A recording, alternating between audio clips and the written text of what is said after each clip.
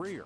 And you know the difference in people who are what we call successful? They're successful in their marriage, they're successful in their business, they're successful in their wealth building. It's because they do it on purpose. Live 2 to 5 on KQAM.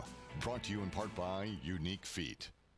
Have you noticed the number of box stores that sell bed mattresses is dwindling? Locked up, closed down, shuttered. I mean, of course, commission-paid salesmen who use a dancing sheep to try and lure you in. It's believable. There's a reason why people who dip their toes in the water of looking for bed mattresses end up buying at Derby Mattress of Derby. Lower everyday prices than the box store sale prices. Every day. Derby Mattress, 105 South Baltimore in Derby. This is a Steckline communication station, K273CX, FM 102.5, and AM 1480 KQAM, Wichita proud. It's time for your latest news from the KQAM News Center. Brought to you by Augusta Flight Center, with the largest and most diverse fleet of rental aircraft in central Kansas. Learn more at iflyaugusta.com. Good Friday morning. Authorities say a person is in critical condition after a shooting near the Riverside area last night just before 9 o'clock. Wichita police say an adult male called 911 and said he was shot and then reportedly drove to 14th Street in Waco where officers found him. Cake TV reports the man was transported to a hospital in critical condition. WPD officers are searching for a suspect. No name was immediately released. Authorities have identified the man who died in a motorcycle accident just before 1 o'clock yesterday morning in Sedgwick County. The Sedgwick County Sheriff's Office says the accident happened on 63rd Street South near Broadway in Wichita, and the fatality victim was identified as 36-year-old Rick Allen Stevens of Wichita. Authorities have not released additional details. And yesterday, 68-year-old Danny Chapman of Wichita was sentenced to 2 years of supervised probation for operating a gambling business and failing to pay income taxes on the proceeds, according to the U.S. Attorney's Office. Chapman agreed to forfeit more than $1.6 million in cash. I'm Rick Everett. Now sports. 11 minutes of audio has been released to a Kansas City TV station which shows Tyreek Hill and his fiancée arguing over the troubling behavior in their case. The tape was recorded back in March after the child broke his arm. The video has been shared with Johnson County Prosecutor Steve Howe for his review. Howe did say on Wednesday he believed a crime was committed, but no charges were filed. For the second year in a row, the Oklahoma quarterback has been taken number one in the NFL draft. Kyler Murray went to the Arizona Cardinals with the first pick. From the sports desk, I'm Doug Downs. The Laundry Station in Wichita is Kansas' premier laundry services provider. The Laundry Station has machines for all of your needs in the Wichita area. In fact, the largest machine can handle 10 loads at a time. Imagine a laundry facility where you don't need change. The Laundry Station accepts Apple Pay, debit cards, and credit cards, and your quarters as well. The Laundry Station is conveniently located in the heart of Wichita, on Oliver at Kellogg. The Laundry Station, and online at thelaundrystationks.com. Coming spring 2019. Hail.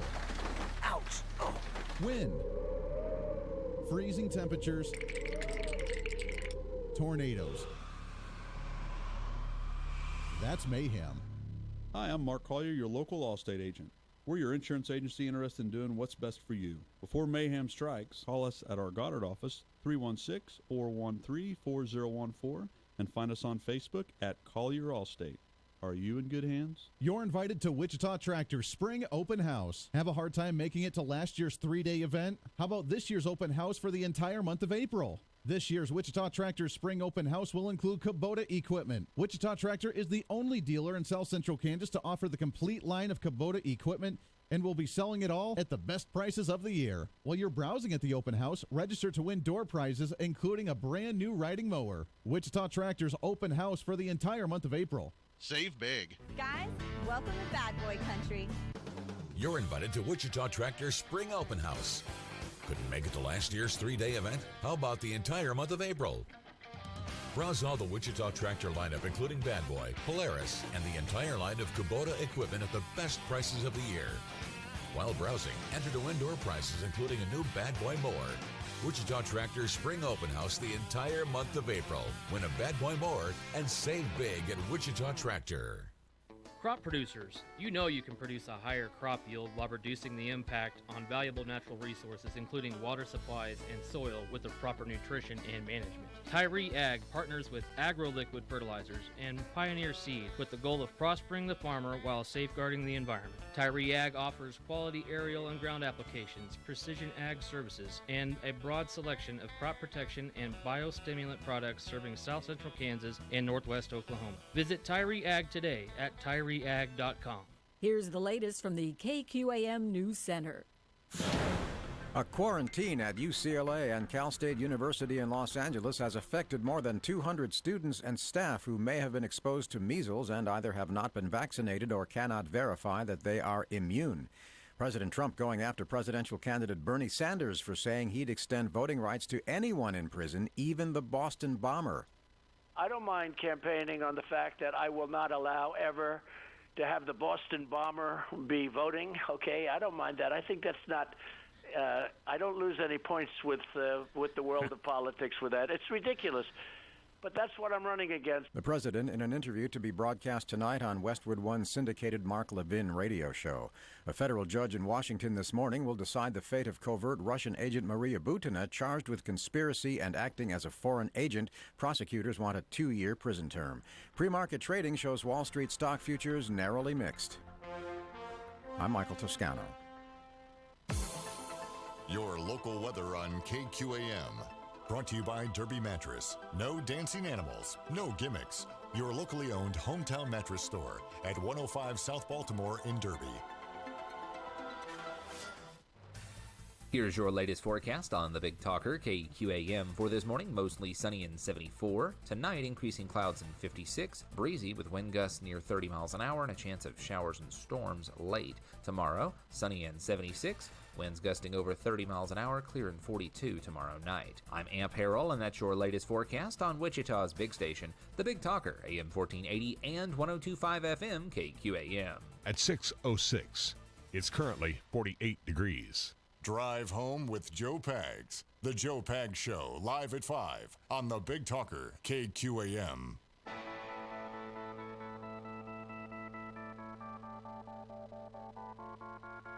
It's time for Reason. Conservatives are not the anti-environmentalists. We're the conservationists. We're common sense environmentalists. We love commonsensical ways to actually address these things rather than doing it in the political fashion of, hey, look at this. We shook up the system for environmentalism. We're the ones that when we hunt something, we use every bit of the animal. We like not having three-eyed fish in the lake when we go fishing.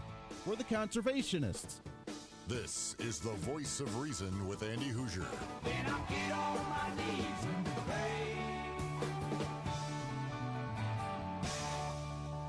We don't get fooled again. Don't get fooled again. Oh, yeah, I am so glad it is a Friday. It is a free-for-all Friday. Welcome into the Voice of Reason, broadcasting live out of the heart of the nation. Here in Wichita, Kansas on the Big Talker, 1480 on the AM side, 102.5 on the FM side. KQ. My voice is a little funky this morning. What the heck's going on here? I may have broke it. I may have overused it. Yesterday was a fun day. We had a lot of stuff going on from the show, between stuff that's going on, between filling in for Mark Walters on Armed American Radio, which I have to say I felt so bad yesterday, as if you may have heard it here on the program on KQAM. I felt so bad. I was doing so. I was in a groove. I was in a mode. I was rolling. I was rocking. I felt really, really good about his show. And then for some reason, the equipment that I was using that was connecting to their studio down in Dallas ended up just shutting down on me in the middle of a segment for about 5-6 minutes. And I did not realize it. And I kept going and going and going and realized that we did not take a commercial break, which then really concerned me. And I looked, and sure enough, it was shut down. So I got back on for the last segment. But I felt so bad because it cut out right in the middle of a segment on his national program. And I did not realize it. So, but I was rolling, man. I felt so good yesterday going through that show. It was a lot of fun. So I'll be back on it today. We won't have any issues. And I'll be filling in for Mark Walters again on Armed American Radio at 8 p.m. here on KQAM tonight, which you can look forward to right here on the KQAM airway. So, but between that and between everything else going on, I think I broke it.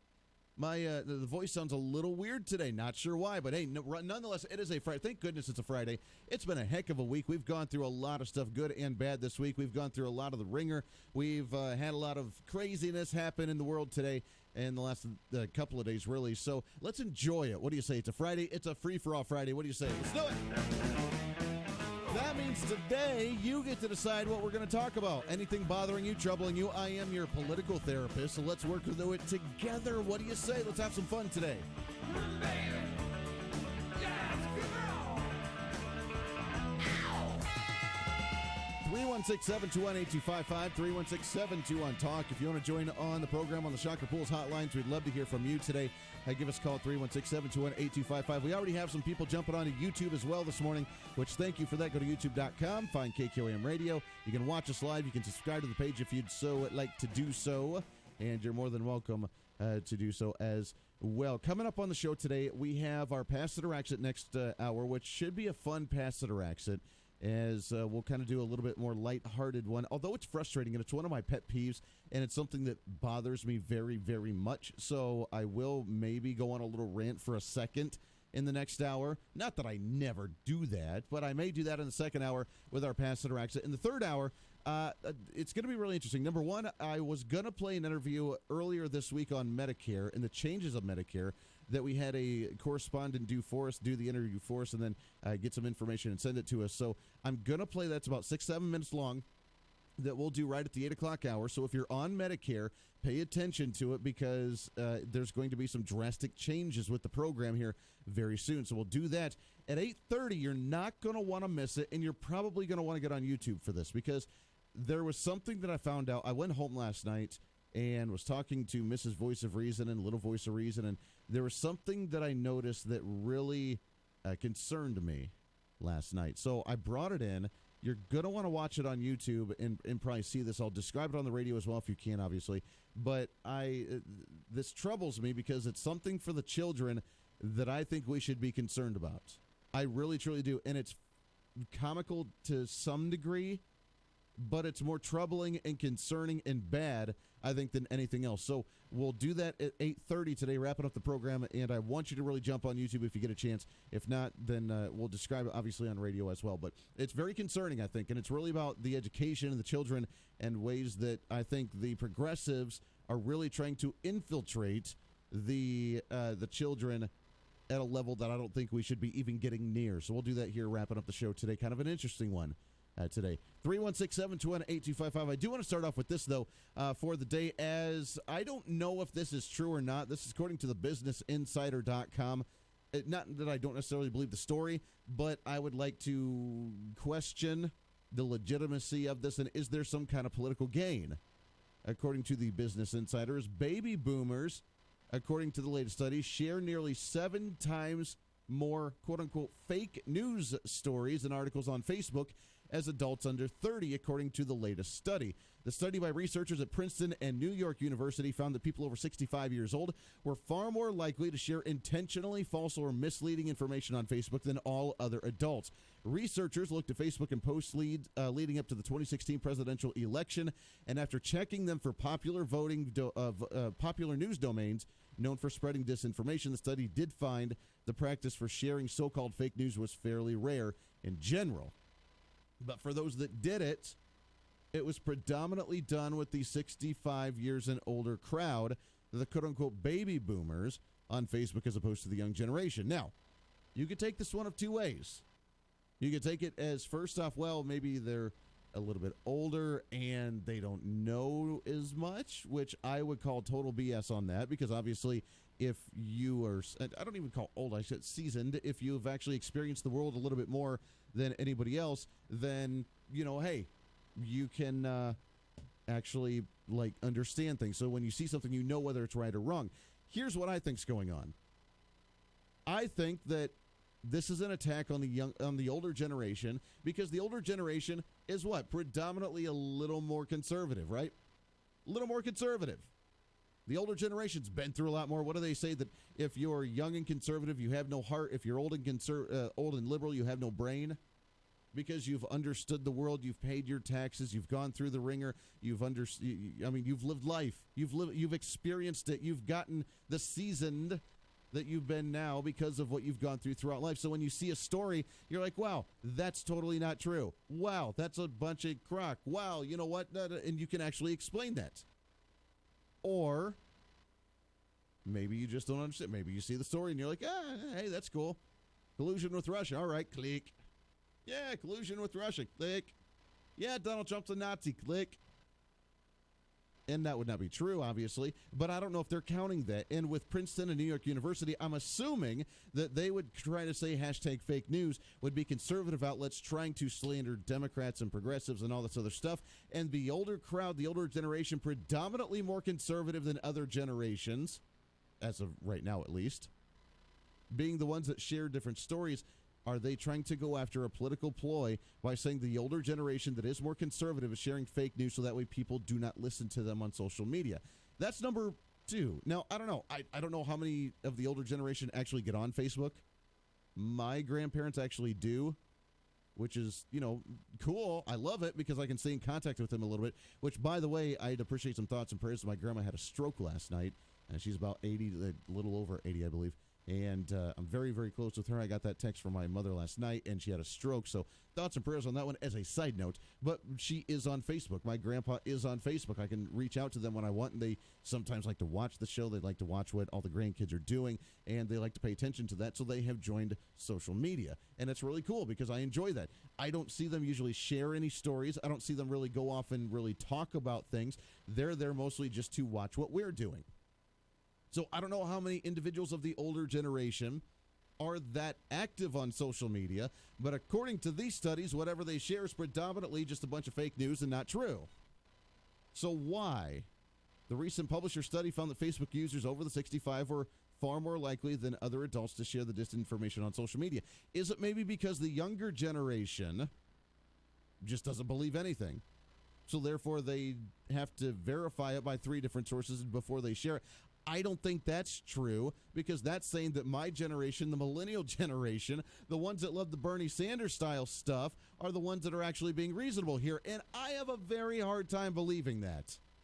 I have a very hard time thinking that that's what's really going on here. So I don't know. Your thoughts. Does the older generation actually share the majority of the fake news on social media like Facebook, or is it because it's a political ploy to make them be not listened to, not paid attention to, because they are a little bit more conservative than the younger generations who supposedly love socialism, and their socialism's the good stuff. So when they share a Bernie Sanders story, that's credited as correct, while the older generation's talking about Donald Trump, and that's probably not the case. I don't know. 316-721-8255. Let's go to the phones, get your thoughts on this here. Line number 1. Good morning. Who's this? This is Eddie. Hey, good morning, Eddie. How are you, sir?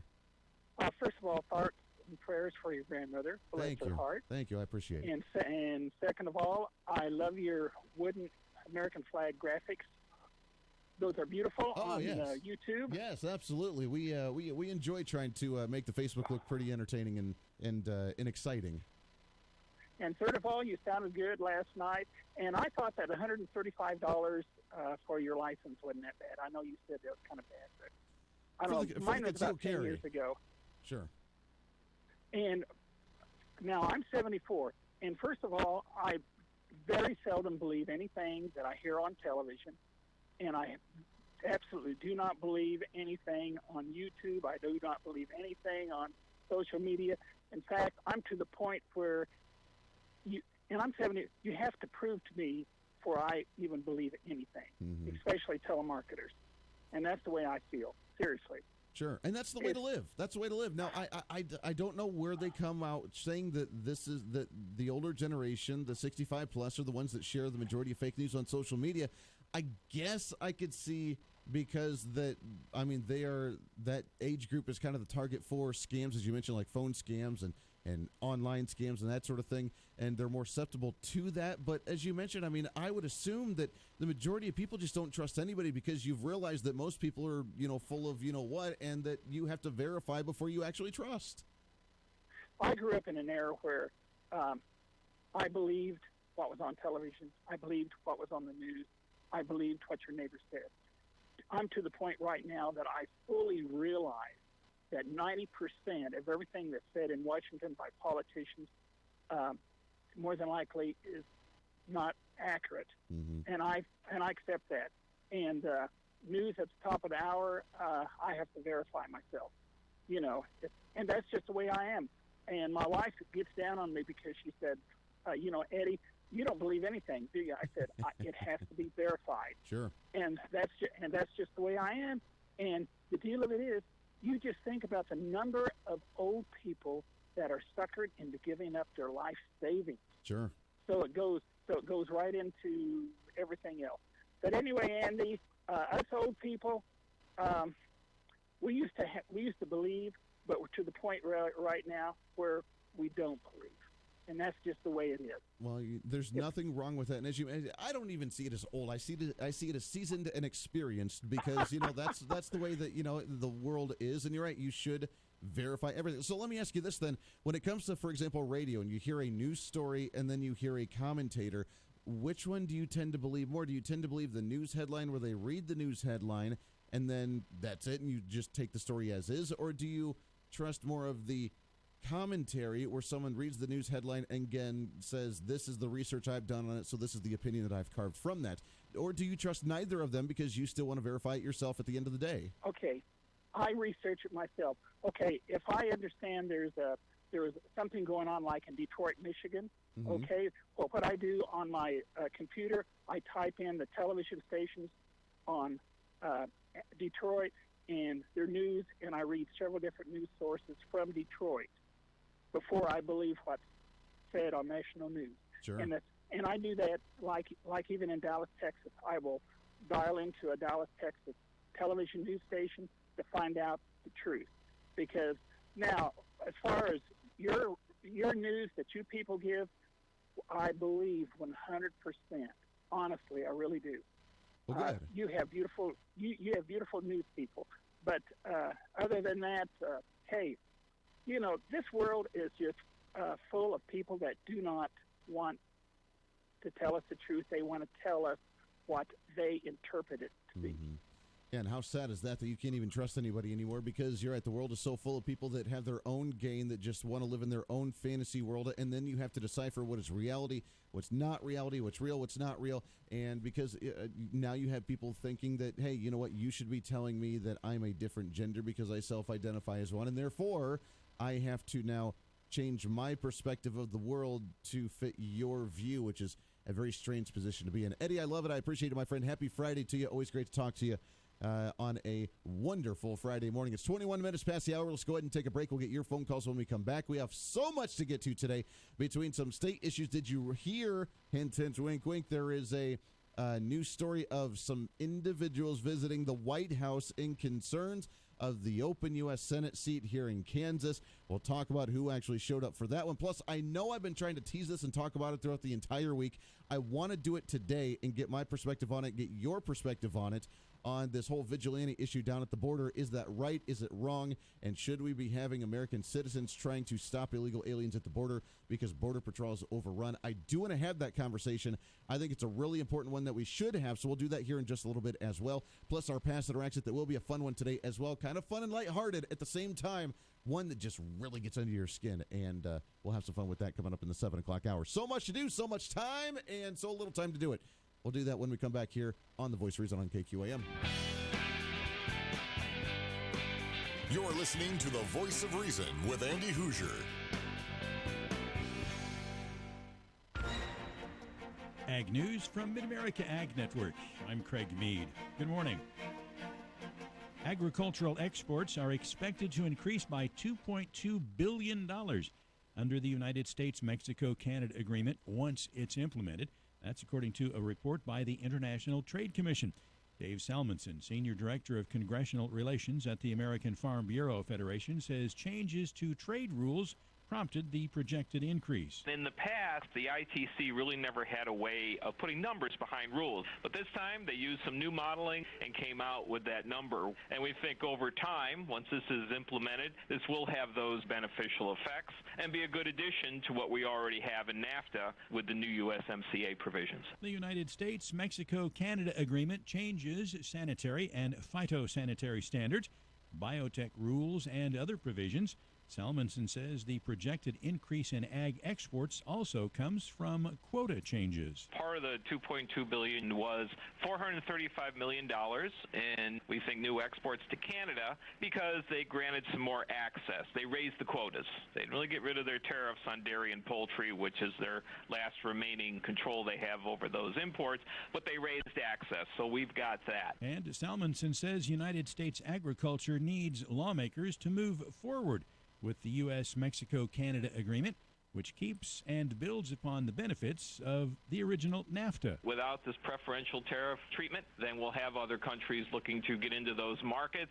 We're facing the same issues now with our dealings with Japan, where other countries have better tariff treatment and are starting to take away some of what's been very good markets for us in that country. Dave Salmonson, Senior Director of Congressional Relations at the American Farm Bureau Federation. Ag News from Mid-America Ag Network. Hey, it's Joe Pags. Make plans to join us for the show today. You know how we do it. We're bringing the top news stories that are affecting you, the top stories from social media, pop culture stories, could be in sports. Maybe we'll sing a song or two or three or make fun of somebody that you want us to make fun of. That plus, of course, a big part of the program is you calling in. Look, we can agree, we can debate, we can yell at each other, we can sing a song together. We do it all right here on the Joe Pags Show, Monday through Friday. Today at 5 on the Big Talker, 1480 AM and 102.5 FM, KQAM. Ag producer, get a jump on spring equipment efficiency now in your downtime with MJ's Truck Repair of Mound Ridge. Now's the time for farm machinery downtime maintenance and diagnostic services. So when the crops are ready to go into the fields, you're ready to get going. With diesel engines our specialty, MJ's also takes pride in superior gas engine repair and custom work on all implements. MJ's Truck Repair, under the big American flag off I-135 in Mound Ridge. There's a reason Kansas is called the Heartland. Here, we look out for one another. We help those in need. And we're guided by practicality, not politics. But for too long, Kansas has missed an opportunity to do what's right for 150,000 of our friends and neighbors struggling to afford health insurance. Many who work in industries like construction, retail, or farming. Jobs that may not offer benefits or pay enough for someone to afford coverage on their own. That's why expanding CanCare is so important. It provides affordable health care options to every corner of our state, while bringing our tax dollars back home to strengthen local communities by investing in health and creating new jobs. But time is running out. Join with the Alliance for a Healthy Kansas in telling your state senator to do what's right. Tell them to support CanCare expansion today. Kansas can't afford to wait any longer. Paid for by Community Care Network of Kansas.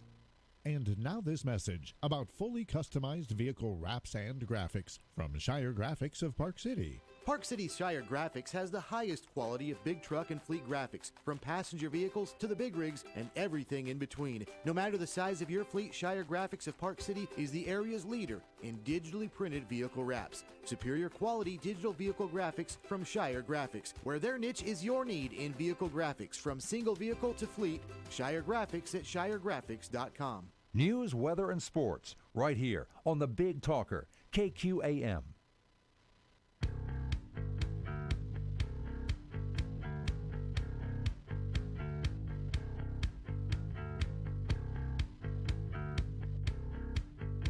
By the way, here's a side note for you. Welcome into the Voice of Reason, 27 minutes past the hour. Yesterday, if you got to listen to the program, we had Phil Martinez of Phil's Coins on the program. And he was talking about coming up this weekend, which there's a lot of things going on this weekend, including the barbecue and river cleanup with the Sedgwick County Republicans, Sedgwick County Democrats working together. And that'll be a lot of fun. So we'll do that this Saturday as well at the river. And apparently I will be doing the barbecuing, which will be fantastic. So come out and say hi. We'd love to see you guys out there. But along with that, there is also the first annual Antiques Appraisal Fair coming up on Saturday as well at the Metro Hughes Complex at 29th and Oliver. And we had talked about that a little bit with Phil Martinez of Phil's Coins. And he had mentioned after the show, he said, by the way, we forgot to mention that he has some free tickets to the antique show at his shop at Phil's Coins, 9344 West Central Avenue. So if you want to go to that, then you can swing by his shop today and you can pick up tickets to the appraisal fair that's going to be tomorrow, the Antiques Appraisal Fair, and you can grab a few tickets. So it's kind of a first come, first serve, some giveaways for you and some freebies. So stay tuned in and you head out there and you can check out them, say hi to Phil, and you can grab some tickets. Go to the Antiques Appraisal Fair coming up this weekend on Saturday. But I really want you to come out to the river cleanup with the Sedgwick County Republicans, Sedgwick County Democrats, even some independents that are showing up. Some elected officials will be there as well. We're going to do the river cleanup from 10 to noon, have the little barbecue at noon. It'll be a great time. So really looking forward to having some fun out there. and doing some good, working together. We had Dalton Glasscock on the program yesterday chatting about that a little bit and ways where we can find unity. And guess what? Being able to do something good for the community without a government program doing it. The Democrats realizing that maybe the private sector and private community are the ones that actually can do benefit to the community, not having to expand a government role. So that'll be a fun time. We really got them. That's right. So that's a good time. We got some calls on the line. Don't go anywhere. We'll get to you as soon as we come back from this bottom of the hour break. Got a hard time break here. When we come back, we'll take your phone calls. I want to get into the Vigilantes. I want to get into the trip to Washington, D.C., all that good jazz going on today. Plus, again, at 8:30, I have something here that I'm going to read you that I think you need to be aware of that is being taught to our children, a very disturbing thing that's being taught to our children that I think we need to be aware of and start maybe making some phone calls. I don't know. But my daughter brought it home last night, and I was not too pleased. We'll do that when we come back. Stay here.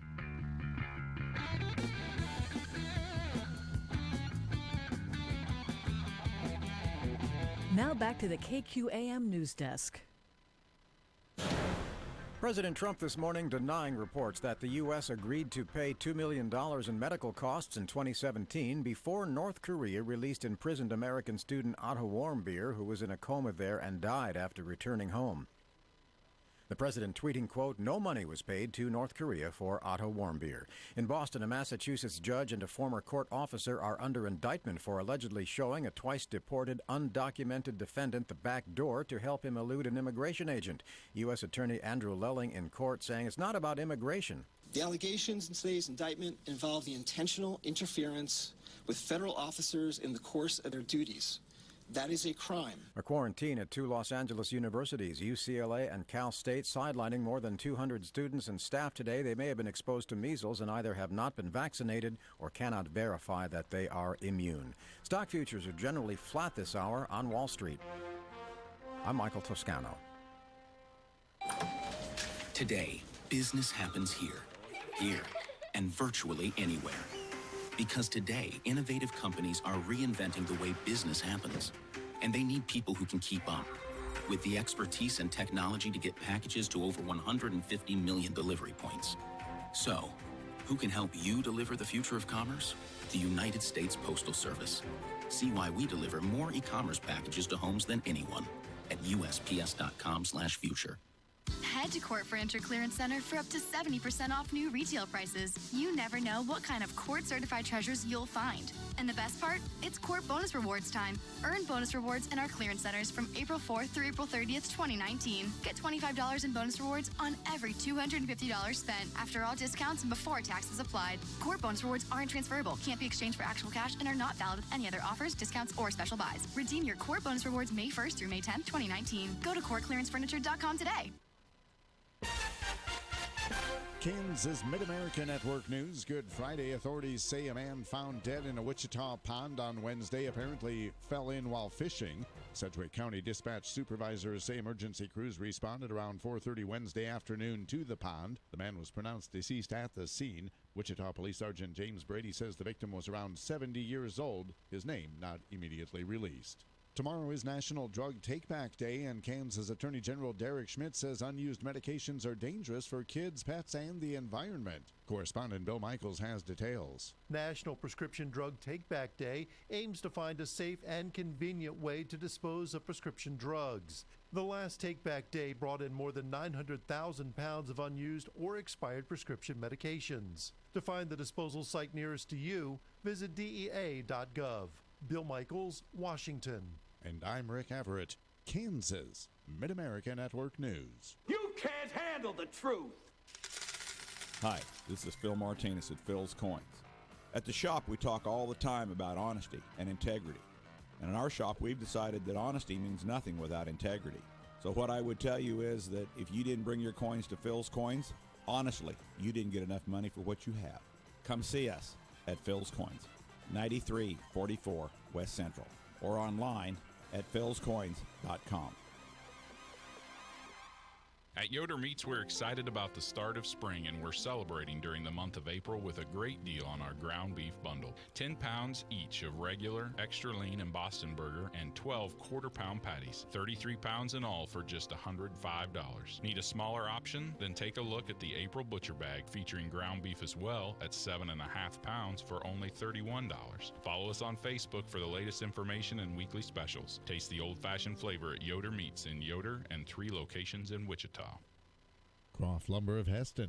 Project expertise from start to finish. At Croft Lumber, you'll experience big box store selection with Heston owned and operated, pride in serving you, the customer. Quality Anderson and Marvin windows, Anderson and Larson storm doors, the full line of custom kitchen cabinetry from R.D. Henry and Company. And Croft Lumber has the full Milwaukee tool line. Croft Lumber, where service is their specialty and delivery within a 50-mile radius is absolutely free. Croft Lumber of Heston.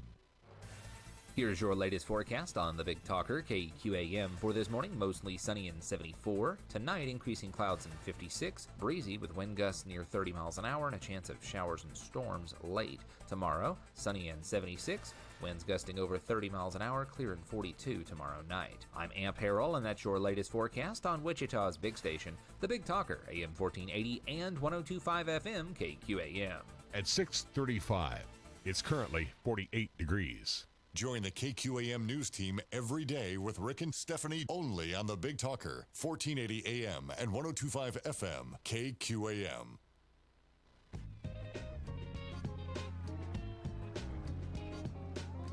Giving the libs one dose of sanity at a time. I'm not being aggressive, I'm being dominant. The Voice of Reason with Andy Hoosier. Hey, welcome into The Voice of Reason, 35 minutes past the hour on a Friday. You know, I got to say, there is one beautiful thing about the fact that it is summertime now, or going into summertime, is that it's 6:35, and now the sun is already beginning to come up. I kind of enjoy that because, you know, it makes you wake up a little bit easier, get you going for the day, and that's what we're here to do as well. But the sun helps as well when it gets a little bit lighter earlier in the morning, not at like 8:30 in the morning. Oh, the sun's finally going up. I had to sleep in a little bit today. Welcome into the show, 316-721-8255, 316-721-TALK. Give us a call on the Shocker Pool hotlines. By the way, if you want your new Dimension 1 hot tub at Shocker Pools, relax, enjoy the stress-free evenings in your new Dimension 1 hot tub. It's that time, baby. Visit shockerpools.com. And let's go to the Shocker Pool hotline to 316-721-8255 with line number 1. Good morning. Who's this? Scott. Hey, good morning, Scott. What's going on, sir? Well, you know, there Hello. troops Oh, would not be hold on. Start. disarmed Hold on. by Hold on. Wait. Start over again. Your phone was breaking up there.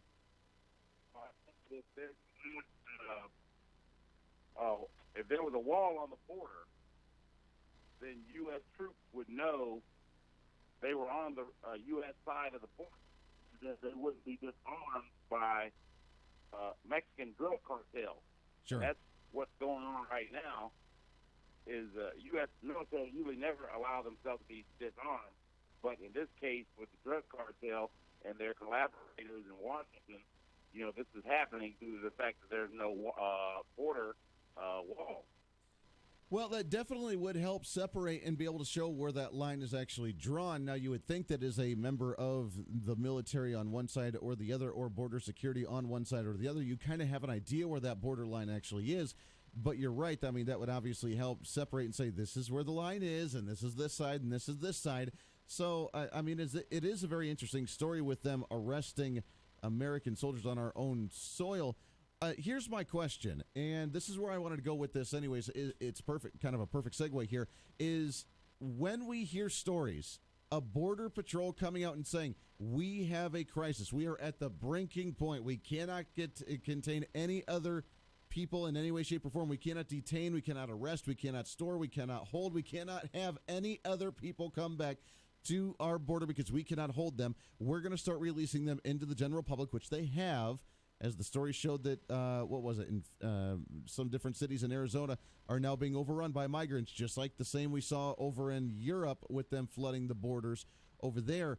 At what point does our law enforcement and our border patrol realize they need help and they cannot contain this on their own, and that is our duty, a civic duty, as an American citizen to say we're going to take matters into our own hands and we will become vigilantes and we will go down there and we will secure our border by stopping illegal aliens coming across our border by our own accord and doing citizens' arrests. At what point do we do that, and should we be allowed to do that? Or is that the duty of the government and we should not be allowed to do that in any way, shape, or form? Well, you got two things there. One, you got your county sheriff who can deputize people to do it if they're on the border, and two, as long as you can visually see someone committing a crime, you can hold them until the authorities get there. Both of those are within legal range of people to do. So, well, to some degree, the sheriffs, though, just like what we have here, to where we're considered a quote-unquote sanctuary county in Sedgwick County when we're really not, but by default we kind of are, because law enforcement in the sheriff's office does not have the right to actually detain somebody or arrest somebody or charge them for being an illegal alien. What they do is they can hold them up. But the sheriff is the executive law enforcement officer in any county. Now, if he sees a law being violated, he can take action. Well, he can take action, but he can't charge them at all, and he can only hold them and detain them for 48 hours. And what they do is they hold them, they report to ICE, and if ICE does not respond in that time, they have to let them go. So their hands are tied because it's out of their jurisdiction. They can't do anything.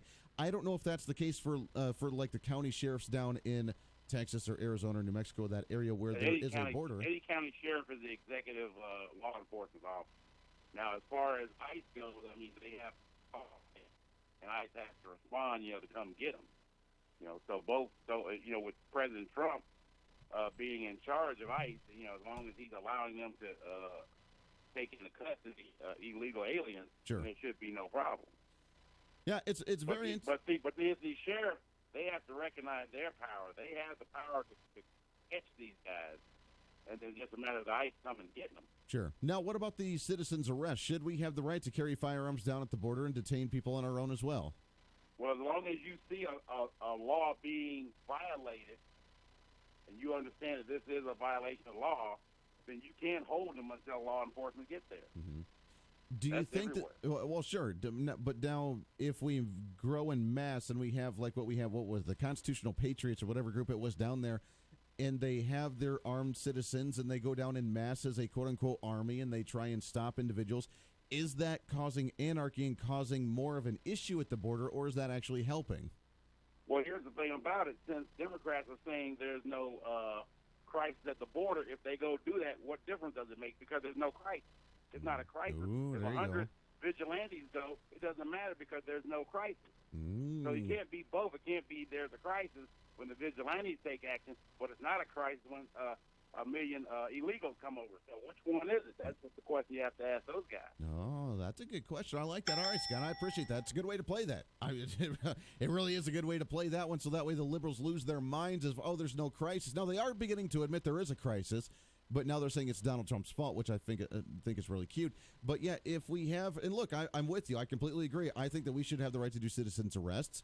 I think that as a law-abiding citizen ourselves and as someone who follows the due process of law and someone who actually holds up the law, the nation's laws, as something that should be somewhat followed and important, then if someone's breaking them, then we should have some type of responsibility ourselves outside of law enforcement to do that, or at least let law enforcement know and assist them when needed in order to be able to fulfill that obligation. And if there is a massive amount of people that are breaking the law, now I'm not talking the ones that are going to the embassy, knocking on the door and saying, hello, I'm a refugee, I'd please like some help.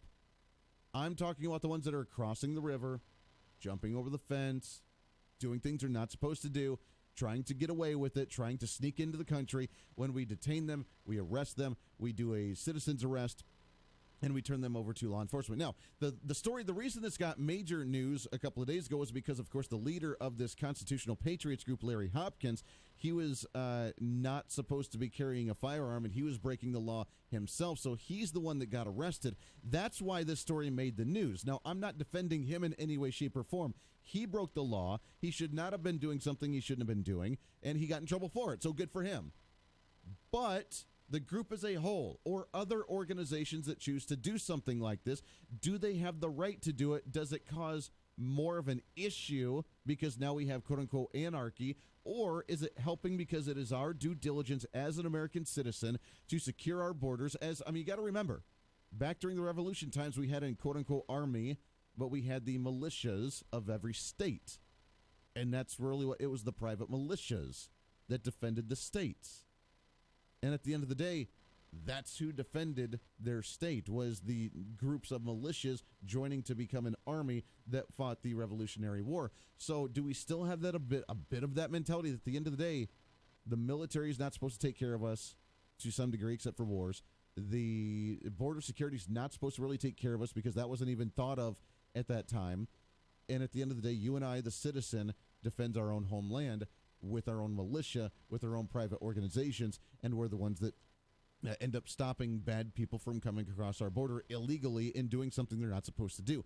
Do we have that right, and should we do it, or does it cause more chaos at the border because law enforcement now has to deal with keeping them at bay at the same time trying to stop what's really going on? Your thoughts on this? 316-721-8255. Let's go back to the phones, line number 2. Good morning. Who's this? Hey, good morning. It's Deacon. Deacon, what's going on, sir? Oh, it's a beautiful day out here, brother. Absolutely. I love it. I hope you're having a fantastic morning. Yeah, thank you. You know, I missed part of what Scott said there at the end because I'm listening to you on TuneIn, and I can only hear one side of the conversation. But he started off really strong, man. You know, when I'm agreeing with Scott, you know people are messing up. Well, I mean, you're right, and he laid down some really great points, is that it's our duty to really do this stuff. We're allowed to do citizens arrest, and if we see someone break the law, it's kind of our civic duty to try and report that or take care of that. And I agree with that. Now, if we do it en masse at the border, like what's being done with the Constitutional Patriots, does that lead to more chaos and anarchy and to where the law enforcement can't really do their job? Or is this saying, are they really in the background saying, oh, thank you, this is actually kind of nice because we have some help here? Well, think about this real quick. This country was founded by people who saw a problem and decided they weren't going to wait for somebody else to fix it. Mm-hmm.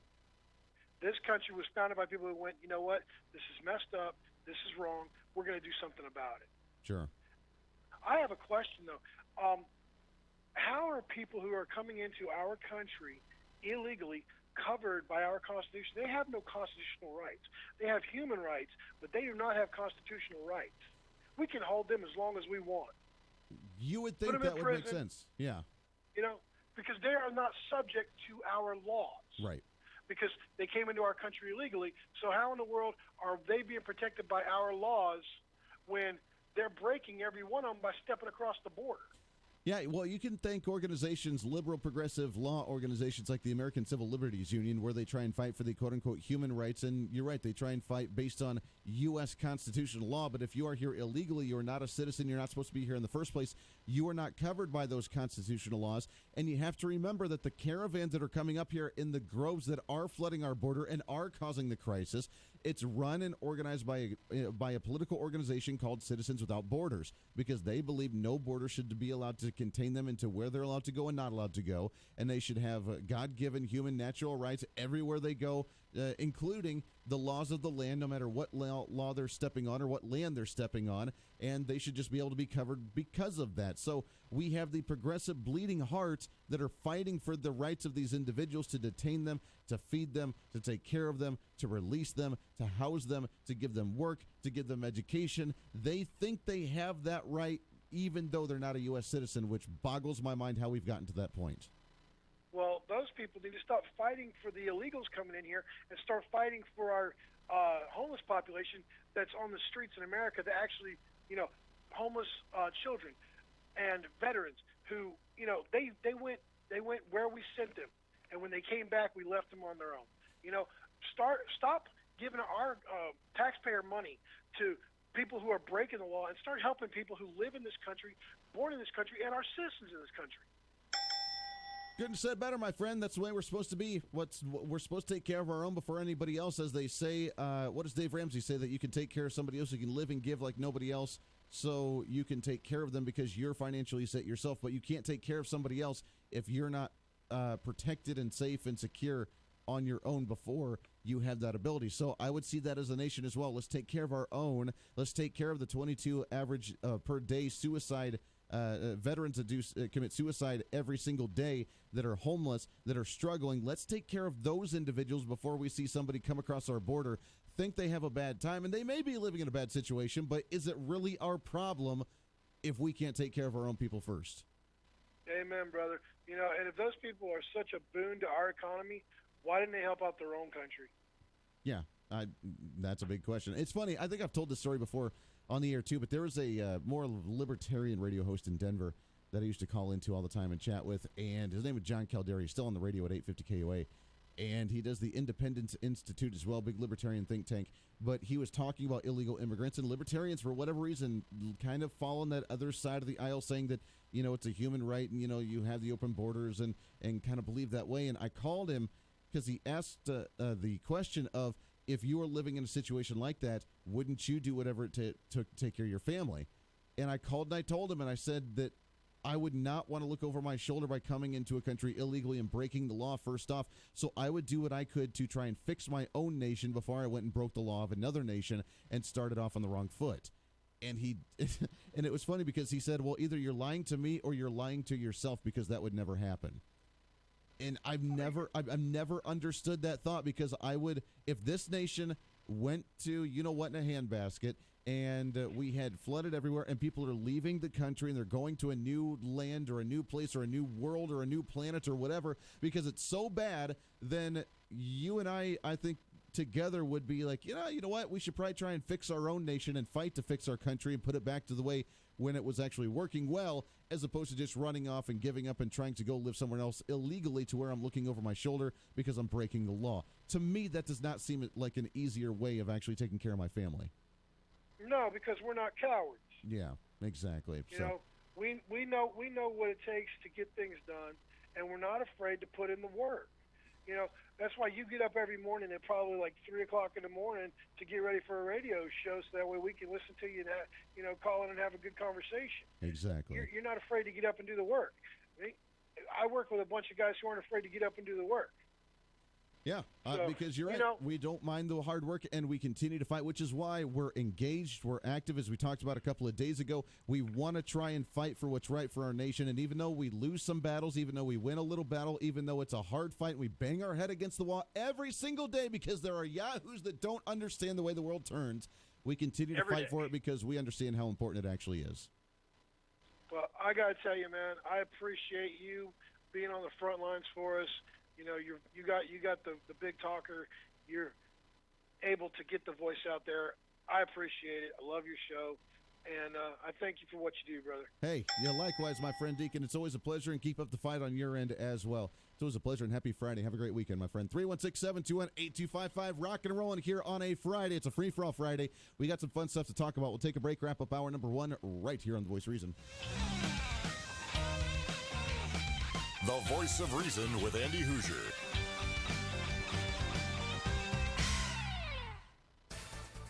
Market information, Mid-America Ag Network. A mixed day across the futures markets. Livestock complex was lower.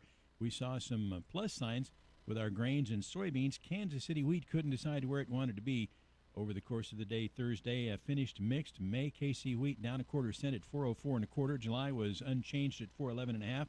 September was up 1/4 cent at 421 1/4. Corn finished with a bit of a rally. May corn up 3/4 at 347 1/2. July corn up 1 1/4 at 357 1/4. Each of the later months was up, some by more than a couple of pennies. So looked pretty good for corn as we finished the day. Soybeans stayed strong. May beans up 4, 859 1/4. July beans up 4 at 872 3/4. Again, all the later months were green with soybeans. May soybean meal was up $5.60 at 306 even. July up $5.60 at 309.60.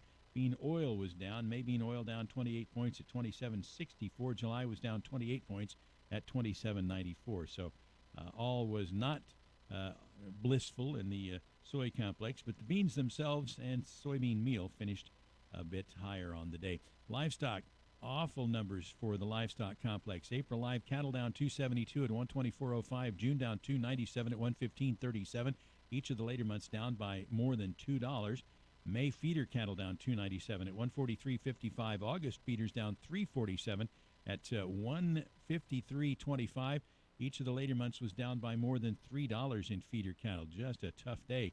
Hogs suffered the same fate. May hogs at 87.85, down 132. June hogs 89.77, down $3, and each of the subsequent months in hogs down by $3. So not a good day across the livestock complex. The grains and soybeans were mixed on Thursday. Market update from Mid-America Ag Network. On the Dave Ramsey Show, life happens every day. When someone comes into your office or walks into your workspace and says, that's it, you're done. If you have a pile of money called an emergency fund and you have no debt, you know what your first question ought to be? Great. How much is the severance? Because that gives you opportunity to go look for a job and make more than you used to make, not less. And you wouldn't have been out there looking for an opportunity to make more if they didn't boot you out the door. Live 2 to 5 on KQAM.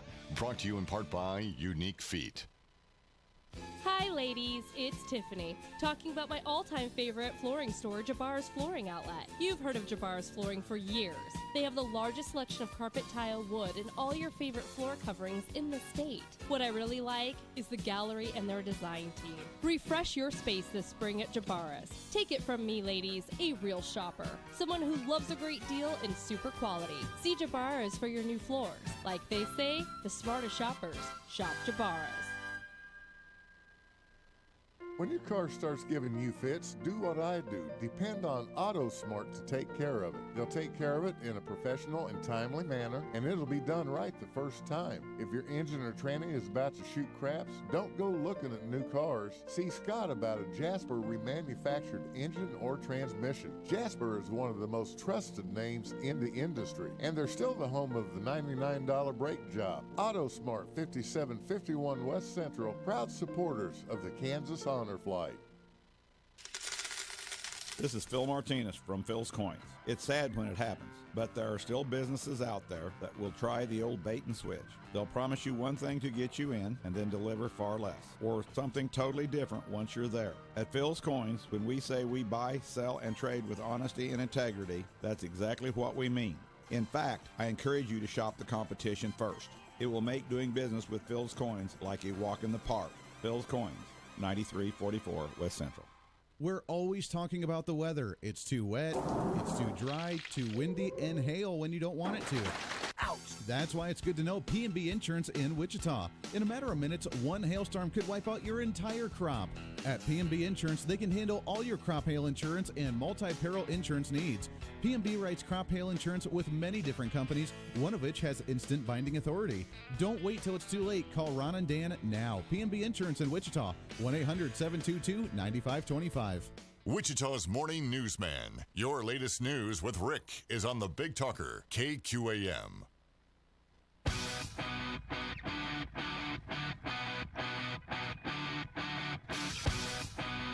So there was a meeting in Washington, D.C. a couple of days ago, according to Kansas.com.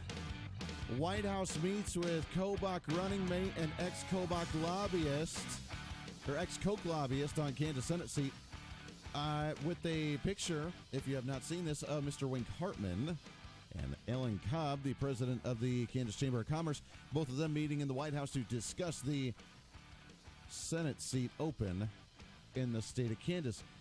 That shows, now if you remember right off the bat when Pat Roberts decided to retire and he made his announcement, there was a few people that came out showing their interest in wanting to run for that seat. And one of them was Mr. Wink Hartman with a tweet saying that he was considering and that he was praying on it and thinking on it and would let people know later on, but had not heard really a word about that thereafter. So the fact that this did happen with the meeting at the White House, hint, hint, wink, wink, Wink Hartman may be back into the race for the Senate seat, which would be another solid conservative that's jumping in there with a really good chance of potentially going away with that one. So that's potentially three. Now, Alan Cobb, the president of the Chamber of Commerce, I don't know if that was in assistance with that. I don't know if that's his own ambition. I don't know. That would be very interesting as well. If you remember, he did try and run for the special election here in the 4th Congressional District for currently Ron Estes' congressional seat when it was Mike Pompeo that stepped aside. So there was that special election, and Alan Cobb did try and run for that in the special election as well. So maybe he's got ambitions there. We could potentially be seeing a very large field going into that 2020 Senate race here in Kansas, which means you, the voter, you, the constituent, you got some deciding to do, man.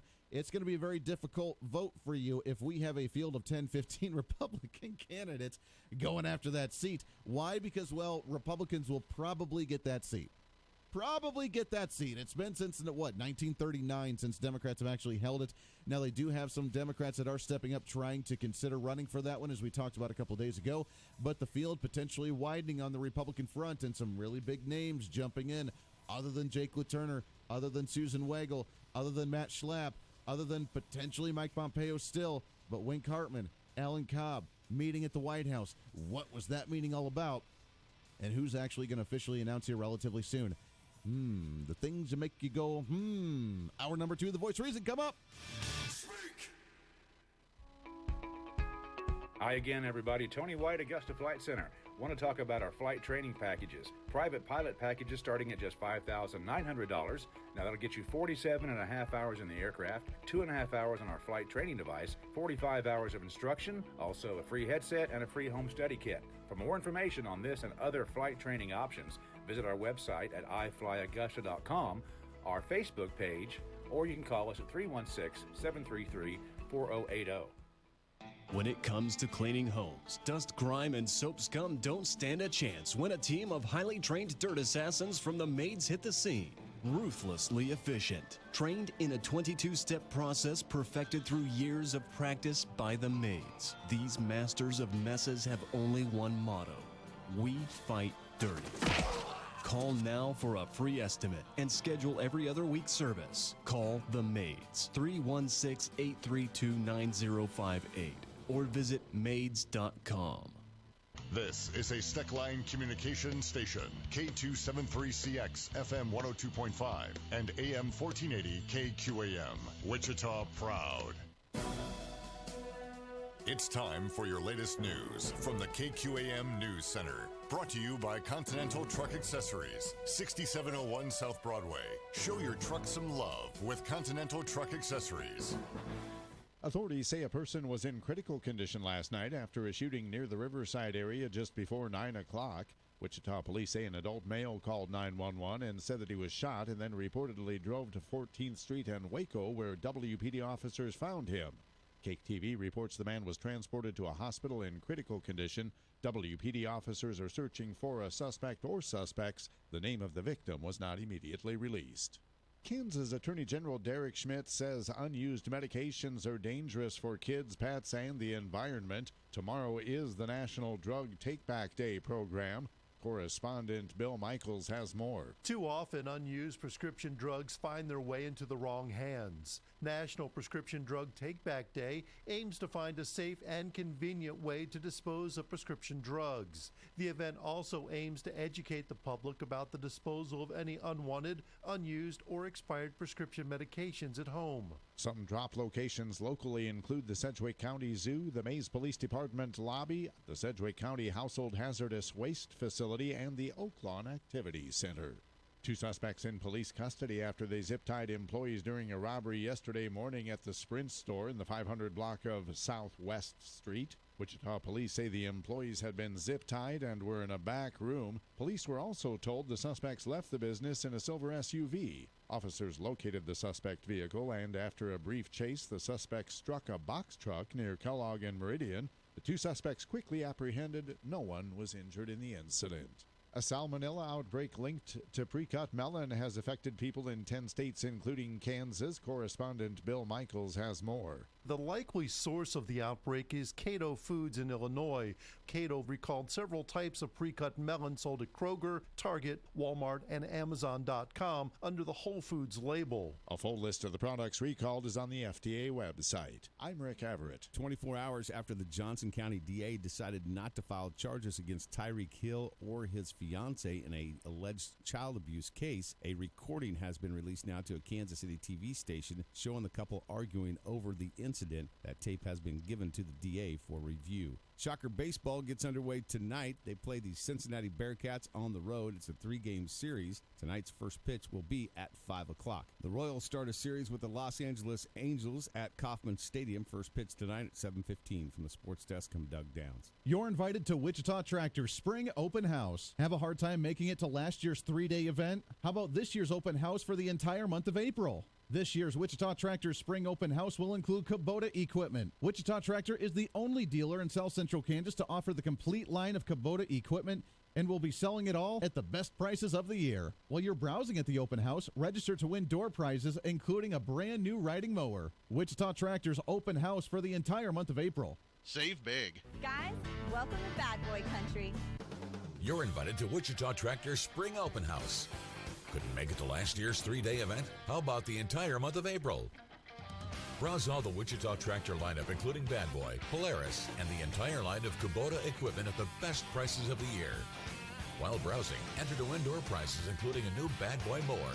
Wichita Tractor Spring Open House the entire month of April. Win a Bad Boy mower and save big at Wichita Tractor.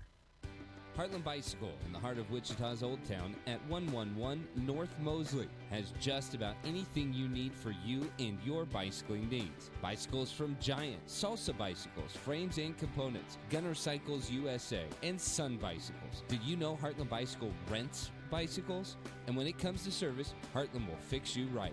Bicycle clothing and accessories. In the heart of Wichita's Old Town, it's Heartland Bicycle. Online at heartlandbike.com. Here's the latest from the KQAM News Center. President Trump this morning denying reports that the U.S. agreed to pay $2 million in medical costs in 2017 before North Korea released imprisoned American student Otto Warmbier, who was in a coma there and died after returning home. The president tweeting, quote, "No money was paid to North Korea for Otto Warmbier." In Boston, a Massachusetts judge and a former court officer are under indictment for allegedly showing a twice-deported, undocumented defendant the back door to help him elude an immigration agent. U.S. Attorney Andrew Lelling in court saying it's not about immigration. The allegations in today's indictment involve the intentional interference with federal officers in the course of their duties. That is a crime. A quarantine at two Los Angeles universities, UCLA and Cal State, sidelining more than 200 students and staff today. They may have been exposed to measles and either have not been vaccinated or cannot verify that they are immune. Stock futures are generally flat this hour on Wall Street. I'm Michael Toscano. Your local weather on KQAM. Brought to you by Maximum Outdoor Equipment. All equipment outdoors, from lawnmowers to snowblowers. Just south of Kellogg on West Street and online at MaximumOutdoor.com.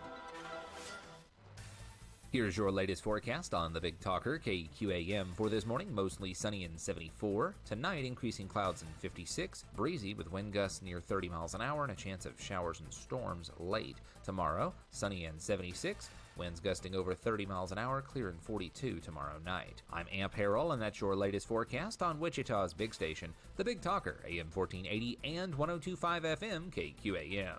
At 7:06, it's currently 49 degrees. You're listening to the Big Talker, KQAM 1480 AM and 102.5 FM Wichita.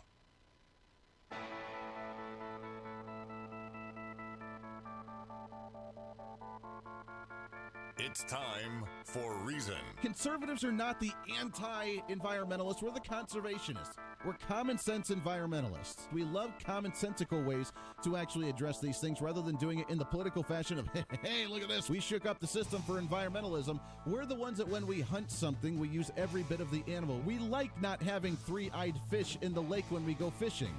We're the conservationists. This is the Voice of Reason with Andy Hoosier. Then I'll get on my knees and pray. We don't get fooled again. Yeah, baby. I love it. Welcome into the Voice of Reason, hour number 2 of the Voice of Reason, broadcasting live out of the heart of the nation here in Wichita, Kansas on the Big Talker. 1480 on the AM side, 102.5 on the FM side, KQAM. We are simulcasting on YouTube. Got some people jumping on there. Do me a favor. Excuse me. Good golly. Trying to get that going. I'm not sure what's happening. Go on YouTube.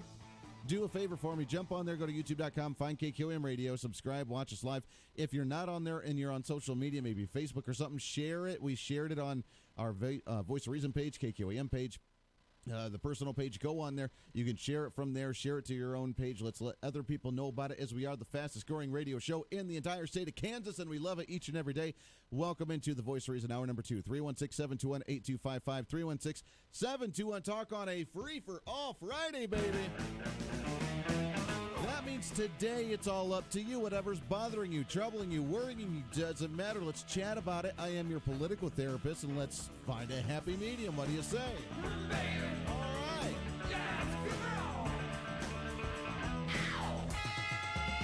316-721-8255, 316-721-TALK. If you want to join into the program, I'd love to hear from you on the Shocker Pools hotlines.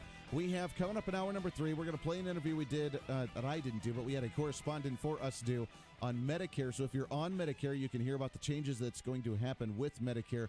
We'll do that in hour number 3. Plus, I really, really, really encourage you, if you get a chance, if you get into the office or something at 8:30 today, wrapping up the show, jump onto the YouTube page and watch us, because there's something I need to show you and tell you about. If you're on the radio, obviously we'll describe it to you as well, but there's something important that's very troubling to me that I found out. I went home last night and I saw Mrs. Voice of Reason and Little Voice of Reason, and we were chatting, and at the end of the night, Little Voice of Reason showed me something that they had received, that she had received, that concerned me dramatically. So I brought it into the studio. We'll talk about it coming up to wrap up the show today, so don't miss it. We'll make sure to tune in, or at least get on the YouTube page and watch it, because I think that we need to have a serious conversation with what's going on with our education system and what's going on with some of our local amenities of what we get to enjoy. So we'll do that coming up in hour number 3. This hour, though, we do have our passenger accent we'll get to here in just a second. But before we do, let's get into a quick Kansas update. What do you say? Today in Kansas.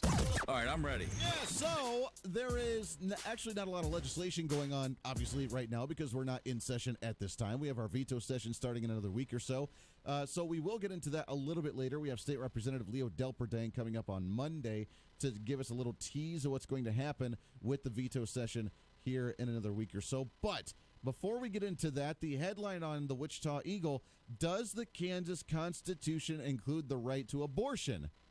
Supreme Court will rule on Friday. Now, this has been an ongoing couple-year-long court case about abortion in the state of Kansas, and the decision, the rule, the Kansas Supreme Court. Now, remember, the courts, as much as they have a role in keeping the separation of powers and looking at the legal side of things, we rely too heavily on the judicial branch of our system at the state levels and at the federal levels, where when we have an issue, we take it to court, and we think that the courts, the black-robed legislators, have the ultimate final decision, which is a very touchy way to handle certain issues. I don't know if we should be handling issues in that manner, but that's what we've come to in many aspects of society today. And our Kansas Supreme Court will be coming out with their ruling today. Does the Kansas Constitution include the right to abortion? Now, step back and think about this for a second, and this should be something that we should look at seriously at the state levels and at the federal levels, when it regardless of what you believe of abortion. I don't want to go down that road per se, of whether you believe abortion's okay, whether you believe it's a right, whether you believe it's a life. I mean, obviously, I have my opinion. I believe it is a life, and I think that that should be taken into consideration, of that is considered something traumatizing and horrible and murder to some degree, because it is a human being or a life, or, you know, the potential of life, or however you want to look at it. But just the ruling to come down. Now, obviously, the U.S. Constitution does not say abortion is okay and is protected, or abortion is not okay because it's life. It does not say that. What it does say, though, is it says it protects that we have the right to protect our life, liberty, and pursuit of happiness, our life, liberty, and private property, but life always being that number one issue, that life thing, because life is, you know, most precious thing that we have. And we can make that argument as long as we can prove that that is a life, then that, therefore, that life is protected. And if it's protected at the federal level, then it's protected at the state level as well. There are some, even on the conservative side, that believe that the abortion issue should not be decided at the federal level, but should be a state issue, which I disagree with. I do disagree personally with that argument, because if we do have in our basic, fundamental rule of law in the nation saying that we have life, liberty, and pursuit of happiness, we have the right to life, liberty, and private property, then life should be protected at the federal level, and therefore it's not a social issue, as many try to lump it into be an abortion, but the abortion issue should be a private property, and a life issue, and your own life being your own private property, and therefore you have the right to make that decision. And even ones that cannot make that decision still have the right to be protected to some degree. So I believe that abortion should be banned. Personally, here's my personal thoughts on this. I know it's a very controversial thing, and it may be what you agree with, what you don't, whatever. But my personal belief is it should be regulated at the federal level as a protection of life, because that is one duty that we should have, and it should be a protected right to life.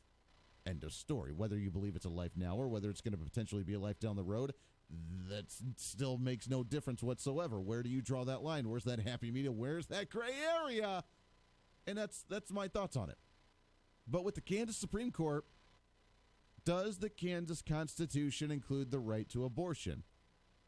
The simple question should be, and I don't know why this has taken 2 years, the simple question should be, does the Constitution specifically mention abortion and say you have the right to abort, you have the right to end life, you have the right to whatever?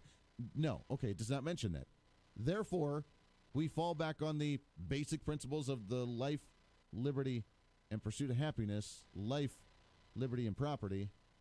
That number one right there is life, period, end of story, no dot, but just nice exclamation point right there, end. Therefore, abortion is not protected. Women's health, that doesn't really fall in the equation in that sense, because you can go into the women's health discussion, but at the end of the day, if there is another life involved in it, then period, end of story. There should be no more conversation about it. So the Supreme Court coming out with that ruling today, we'll see what they rule on it. I'm not going to hold my breath, being the more activist, liberal, progressive courts that we actually have in the state of Kansas. I'm not holding my breath they're going to make a proper decision on this one, as they haven't for education the last 30-plus years. But you never know. Maybe the blind squirrel finds a nut every once in a while, and the clock hits the right time twice in a day. So you never know what could potentially happen with the Kansas Supreme Court, and that's about the amount of faith that I put into our Kansas Supreme Court. So that's as far as I want to go with it. Just to give you that update, that look out for that decision. It will be coming down the line today from the Kansas Supreme Court, and we'll see what kind of judgment they make on this type of case. But does the Kansas Constitution include the right to abortion? They will be deciding that today, and that'll be a fun one to pay attention to. It's time for our Pass It or Axe It. What do you say? I'm in a nightmare hallucination. It's time to pass it or axe it. I love doing this segment every single week. This is where you get to decide. You get to be the voter. You get to be the constituent. You get to have a say in the issues of the day, the current events going on each and every day that we try to have fun with. And our Pass It or Axe It is always brought to you by Kent and Roxy's Spectacle Shop, KRSpecs.com. If you want to visit them, 306 North Rock Road. We love and appreciate them partnering up with us here on the Pass It or Axe It. Here's how the game is played. I present the issue, I present the current event, and then you can either call into the show, you can leave a comment on YouTube, you can email me, Andy@KQAMradio.com. You can also do the poll on Facebook, which we will have up after the next break here. Here is our Pass It or Axe It for the week, and this is one that's a little more lighthearted and fun. At the same time, it burns me up and drives me nuts, and this is one that I am very frustrated about, and I see these things and I shake my head and I yell and scream and throw my temper tantrum because it's stupid to me. We'll see if you agree. Hat tip to Cake TV on this story. New law in the state of Washington could keep kids in booster seats until middle school. Next year, some middle school kids in Washington could be rolling up in the carpool line and hopping out of their booster seats. That's after the Washington state governor signed the stricter car seat regulations into law, meaning that children under 12 and shorter than 4 feet 9 inches must sit in a booster seat. House Bill 1012 says a child must remain in a booster seat until the vehicle lap and shoulder seat belts fit properly, typically when the child is between the ages of 8 and 12 years of age, and are recommended by the American Academy of Pediatrics, or must be properly secured with the motor vehicle safety belt properly adjusted and fastened around the child's body. Children under 13 years old must sit in the back seat of the vehicle. For children under 2 years old, they must remain in a rear-facing car seat until they reach the height and weight specifically set by the seat manufacturer. Children aged 2 to 4 can be forward-facing in a car seat until they reach the specifications for a booster seat. This stuff drives me nuts. Now, this falls in with the same argument that I make all the time about the seatbelt law. If you don't wear the seatbelt, is that your own damn fault if you get in an accident and you fly through the windshield? Yeah, it kind of is. So why should we have a law making our law enforcement focus on something like that instead of focusing on, real issues like crime in the streets?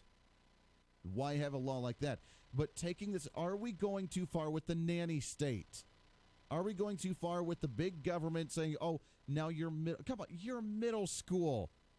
Your hormones are already beginning to change. You're already starting to think like a little bit of an adult. You're in middle school. Why are you still needing to sit in a booster seat? I don't know how many remember when you were children, you probably got out of your booster seats by the age of like 5 or 6, which is what I'm going to be doing with my daughter because this drives me nuts.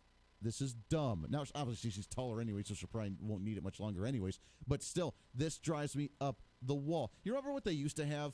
The seatbelt thing where it was like the little tube thing you put on the seatbelt to actually bring the shoulder one down just a little bit. So if you were younger and shorter, then it would actually fit you better instead of it like cutting into your neck a little bit, because that was annoying. And that was the growing phase of you trying to wear the seatbelt as a younger adult, as a young kid, and you had to wear the seatbelt, and it was right on your neck, and it would cut you, and it would annoy you, and it'd bother you. So you'd stick it out. What would you do? You'd stick it under your armpit. Under your arm. There you go. And that way you're still wearing it, but you'd stick it under your arm. I remember doing that as a kid all the time. But you didn't wear a booster seat. I remember being in elementary school and not sitting in the booster seat. I remember driving in my dad's truck as he's driving me to work in the morning, not even wearing a seatbelt because the old pickup truck didn't have a seatbelt. So the question is, do you agree with these types of laws? Do you like this law to where you have to be to the age of 12 and shorter than 4'9" and still be in a booster seat? Or is that going too far? Is this ridiculous? Is this keeping our kids to be like little children? And is this nannyism at its utmost? Because this drives me absolutely. So do you agree with me, or do you like this kind of stuff? No, you know what? The safety of our children is number one. We need to focus on the safety of our children, and if it's giving them the booster seat so they fit appropriately in the seatbelt better, then that's what we have to do, and I'm totally okay with that. I want to hear from you, because you know my thoughts on it. I think it's ridiculous, but maybe I'm thinking about this all wrong. Maybe you have a different perspective. I want to hear from you on our Pass It or Exit for the week. 316-721-8255. 316-721. Talk the booster seat to the age of 12 and being 4'9". 4'9". That's like the size of, you know what you could say, and it's weird that they put this age thing in here. And I'm glad they did, because you could really play off the whole like victimhood for like midgets or little people or whatever you want to call them, shorter individuals that are shorter. You could totally play the victim card here and be like, wait a second, I'm a 30-year-old person who's like 4'5" because that's the way I was born with my genetics or whatever. I'm a short person, and now I still have to sit in a booster seat. So now this one, is this the way that we should be going about it? Should we have our rules and our laws to be the nanny state and have the booster seats until 4'9" or 12 years old? That is insane.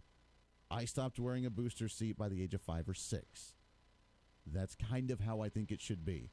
But maybe the times have changed, and it's all about the safety nowadays, and if we have the little bubble, then we're all safe. Phones are lit up all across the board, so let's go right to them, shall we? 316-721-8255 on our Shocker Pools hotline. Line number 1. Good morning. Who's this? Hi, this is Kirk. Kirk, good morning, sir. How are we doing? Doing well. Very good. Hey, what do you think? I think you've got it wrong. Hey, well, I think you do have it wrong. I think they need some. I've seen some adults driving that need booster seats that can't see over the wheel of their car. So I think they need to change the law. So you are in favor of the booster seats then if you're short? No, I'm not in favor of booster seats for kids. I've just seen some adults. Oh, some of the adults. Oh, sure. Oh, yeah. I mean, you could see some of the ones where, their eyes like peek through the underneath of the top of the steering wheel kind of thing. You know, maybe you need to put like an encyclopedia under you or something to sit down. Right. Okay, all right. Well, but maybe there's some adjustments that could be done by like being able to raise the seat a little bit higher or something. I don't know. All right, Kurt, I appreciate that. That's an interesting take on it, is, at least if you're going to be driving, drive safely and at least have your booster seat, however that may be. But for children, not a fan. So we're going to put you on the exit for that one. Passing it, by the way, is mean you support this type of legislation. And I'd love to hear from you if you do believe in that. 316-721-8255. Line number 2. Good morning. Who's this? Morning, Andy. It's Doug. Doug, good morning, sir. How are we doing? Oh, doing all right. Just heading to the old rock pile this morning. Hey, that's always a fun day out there. What do you think, pass it or exit? I say exit. Okay. This is just another, well, I mean, you got to consider the source. Left Coast, Washington might as well be California. Big government Republicans, if there are Republicans. Okay. All right. So pretty much. You got to consider the source bumper, Kansas? Hell no. I wonder how that would work if you're still working out in the farm on the tractor or the truck and you have your kid riding with you. Oh, you're going to need a booster seat in that tractor if your kid's less than 12 or less than 4'9". I wonder how that's going to play out for us. Keep their butts out and get them bucking the bales on the back of the tractor. Ah, that's what I'm talking about right there. Make sure to get them to work. I love it. Doug, have a great weekend, my friend. I appreciate the phone call. Let's go to line number 3 here. Good morning. Who's this? Hi, this is Jay. How are you doing, Andy? I'm great, Jay. How are you, my friend? Doing great. Hey, I'm actually going to have to say pass it on this one, and just because of the aspect of insurance. I could say, okay, well, we don't have to have a seatbelt law, but not have that seatbelt law, if you are in an accident and you are injured because you did not have your seatbelt on by choice, then my insurance doesn't have to cover your medical bill, even if I'm at fault. Yeah, okay. So that would play into the repairs and from the medical expenses that the insurance does cover if there's an accident. So we do need so you're saying we do need these kinds of laws so that way, the insurance doesn't get too muddled because we already have enough problems with insurance when things like this happen. Absolutely. I pay way too much money as it is, and I'd have to pay more just because somebody was injured because they didn't choose to wear their seatbelt. Sure. Yeah. I wonder if there's a way to try and protect yourself from that and be like, well, they weren't wearing their seatbelt. That's not my fault if they went through the windshield. I'll pay for the damages of the car, but if they went through the windshield because they weren't wearing the seatbelt, then that's their own damn fault. That's kind of the way I see it. So yeah, if you make the choice to be injured in an accident, then why should I have to pay for it? Yeah. All right. I like that, Jay. I appreciate that very much. Very interesting perspective on that one. 316-721-8255. I like the discussion. Let's keep it rolling here. We'll get your phone calls. We got some more lined up. We'll put this on Facebook for the poll so you can vote on there. Do it on YouTube. Do it on the email. Whatever you want to do. Our Pass It or Action of the Week. Should we have the laws for seatbelts and booster seats for children under 4'9" or 12 years old to try and protect them if there's an accident, because we're in the safety world of today? Kind of an interesting conversation. We'll do that when we come back. Stay here. You're listening to the Voice of Reason with Andy Hoosier. Ag News, Mid-America Ag Network. I'm Craig Mead. Well, as we mentioned yesterday, USDA sent a delegation overseas for its first ever trade mission to Taiwan. Ken Isley is administrator of the Foreign Agriculture Service. He led the mission. Isley says Taiwan is a great market for United States ag exports. Taiwan is a market with 23 million people, very mature and steady market, and it's one of the top 10 markets for U.S. food and agricultural products, with sales of approximately $4 billion last year. And even though it is a mature, steady market, we experienced a growth rate of 19% last year. And we are, in fact, the number one supplier of agriculture and food products to Taiwan. United States imports make up 1/3 of the total that Taiwan brings into their country. Soil temperature report brought to you by the Kansas Corn Growers Association and Abilene Machine. Ag producers around the country depend on Abilene Machine for high-quality ag replacement parts at the lowest possible prices. Call 800-255-0337 for new, remanufactured, and recycled parts for planters and drills, tractors, combines, and more, or order online at AbileneMachine.com. Soil temperatures at a 4-inch depth as of 7 a.m. this morning. The northern two-thirds of Nebraska, 41, 42 degrees. The southern sections of the state, 46 and 47 degrees, warming up there. Northern half of Kansas, 48 and 49 degrees. The southern tier of counties checking in at 50, 51, and 52 degrees this morning. And the northern tier of counties across Oklahoma, a couple of degrees even warmer, up to 52, 53, and 54 degrees. The eastern counties in far eastern Oklahoma checking in at 53 and 54 degrees as well. So beginning to warm up across the Central Plains. Morning soil temperatures as of 7 a.m. Soil temperature report brought to you by Abilene Machine and the Kansas Corn Growers Association on Mid-America Ag Network. Here's some simple math for you. Chevy cars and trucks just cost less at Countryside Motors in Wellington. You want the best price on a Silverado in Kansas or Oklahoma? Check out Countryside Motors in Wellington. Are you looking for that perfect SUV? They have the great selection of Buick Enclaves, Envisions, and Encores, again, at the best prices anywhere. Countryside Motors in Wellington. Folks, it's simple math. For the best prices on cars and trucks, check out Countryside Motors in Wellington. Online at countrysidemotors.net. Simple math, best prices. Come on out to the country and save. Countryside Motors in Wellington, Kansas. Autocraft is proud to call Wichita home for 40 years. We are local and family owned. We believe using locally owned businesses is important to maintaining a healthy community. Local faces being there for you long after the job is done. Autocraft uses local suppliers whenever possible. Eco-friendly products, giving back to local charities, putting that extra smile on someone's face. Autocraft invites you to join us to keep it local. So let's work together to grow a strong and healthy community. Be sure to visit us at autocraftinc.com.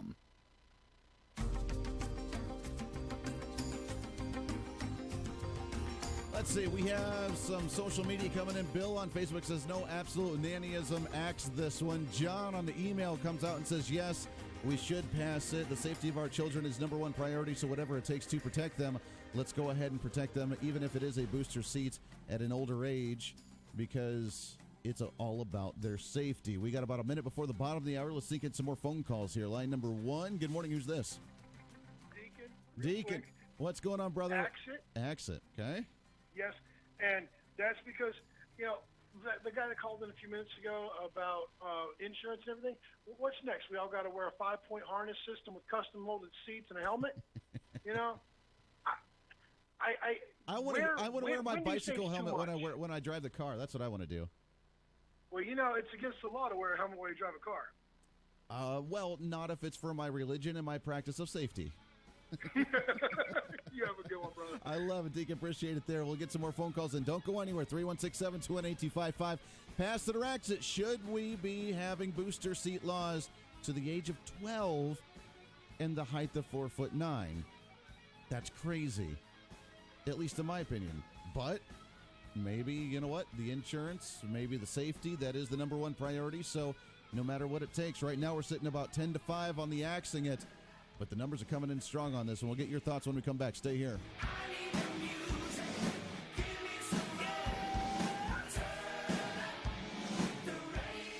The latest news from the Big Talker, KQAM.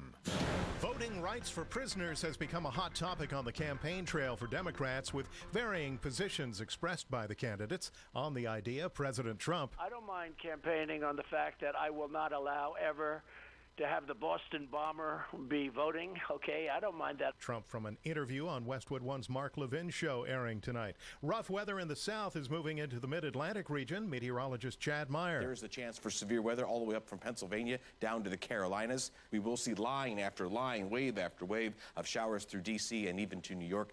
This is not going to be a great day to fly out of the Northeast. Give yourself some extra time, trying to get on an earlier flight. Whatever you can do, it will be very, very slow. Flying overseas, Germany's foreign ministry is advising against non-essential travel to Colombo, Sri Lanka after the Easter Sunday attacks, but stops short of an outright warning against travel to that country. I'm John Trout.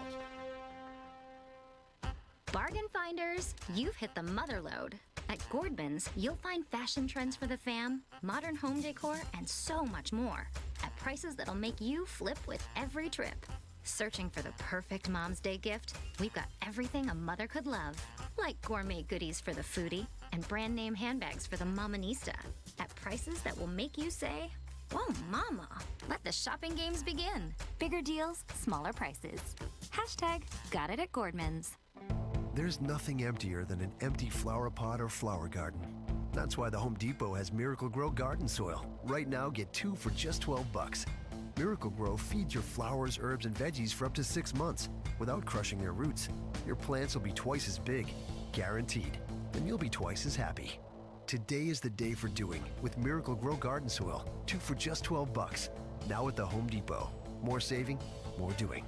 Selection varies by store, limit 60 per customer. Kansas Mid-America Network News. Good Friday. Kansas' highest court is preparing to rule on whether the state constitution protects abortion rights. The state Supreme Court said it would issue a decision today in a lawsuit filed by 2 abortion providers in 2015 against the Kansas law banning a common second trimester procedure. If the Kansas Supreme Court says the state constitution protects a woman's right to an abortion, state courts could invalidate restrictions upheld by federal courts.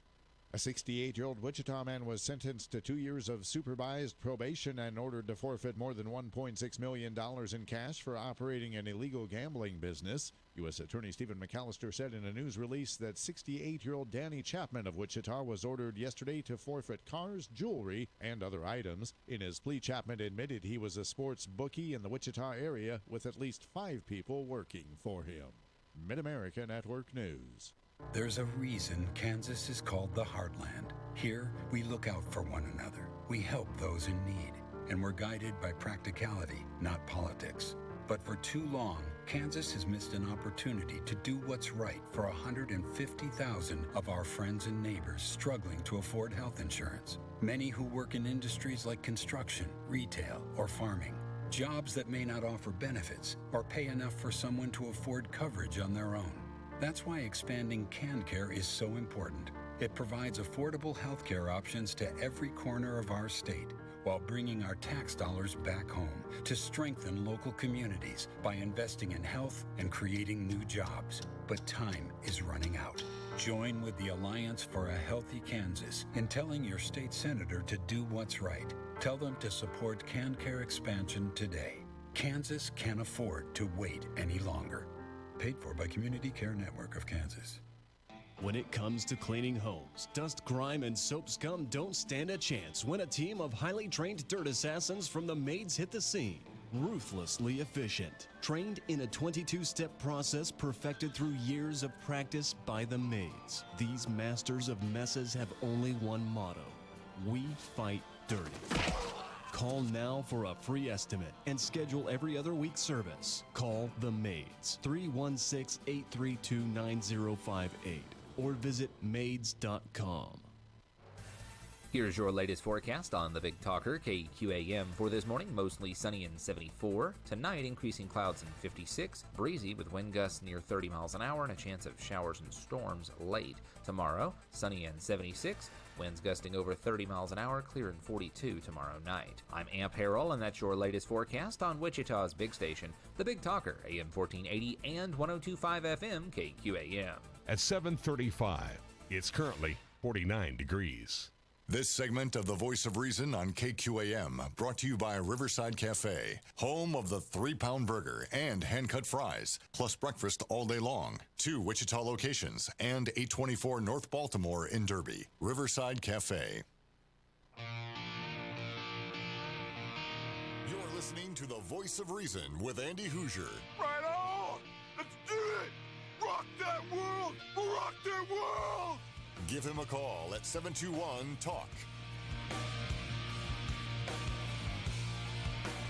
35 minutes past the hour. Welcome into the Voice of Reason. Happy Friday morning to you. It's a free-for-all Friday. It's also a fried chicken Friday. It's also a awesome Friday. It's also a post-Good Friday, or Good Friday for some of the Orthodox. So happy Good Friday to you, however you want to look at it today. It's a great end of the week, and that's what we should celebrate here, right?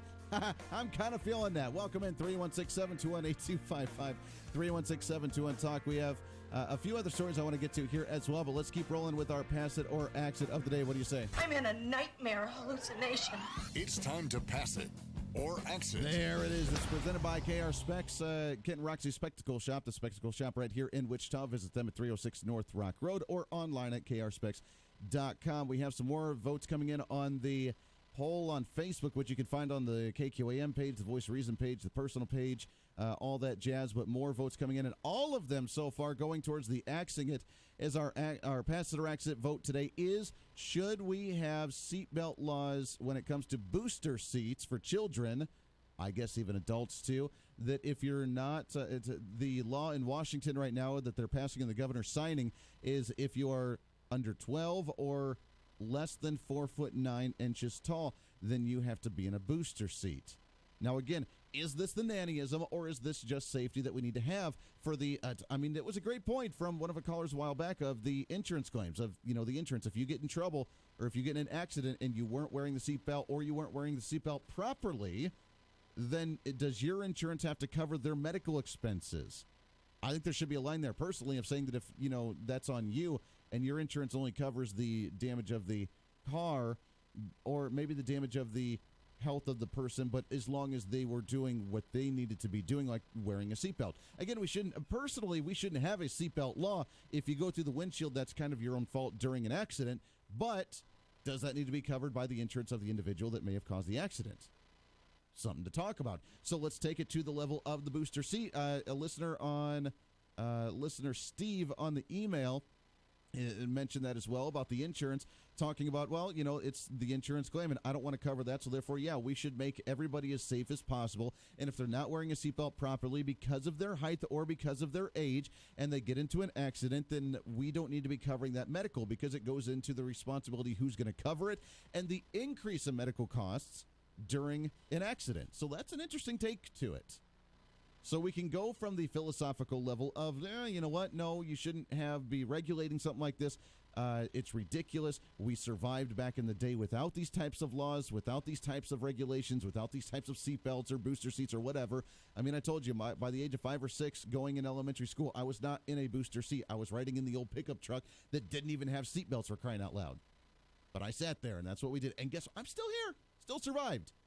But in the day of today where you get to sue people for having an issue, does that mean that if you have an accident, then now you have to cover you could minimize the health risk, you could minimize the medical expenses during an accident if they were doing things properly and we had more safety procedures in place? Is that the way? Is the world changing so much that that's what we have to look at today? It's a very interesting perspective on this. 316-721-8255. You can vote on Facebook. You can always leave a message on YouTube or give us a call right here at 316-721-8255. And with that, let's go to the phones. Line number 1. Good morning. Who's this? This is Jim. Jim, good morning, sir. How are we doing? Real good, Andy. Good.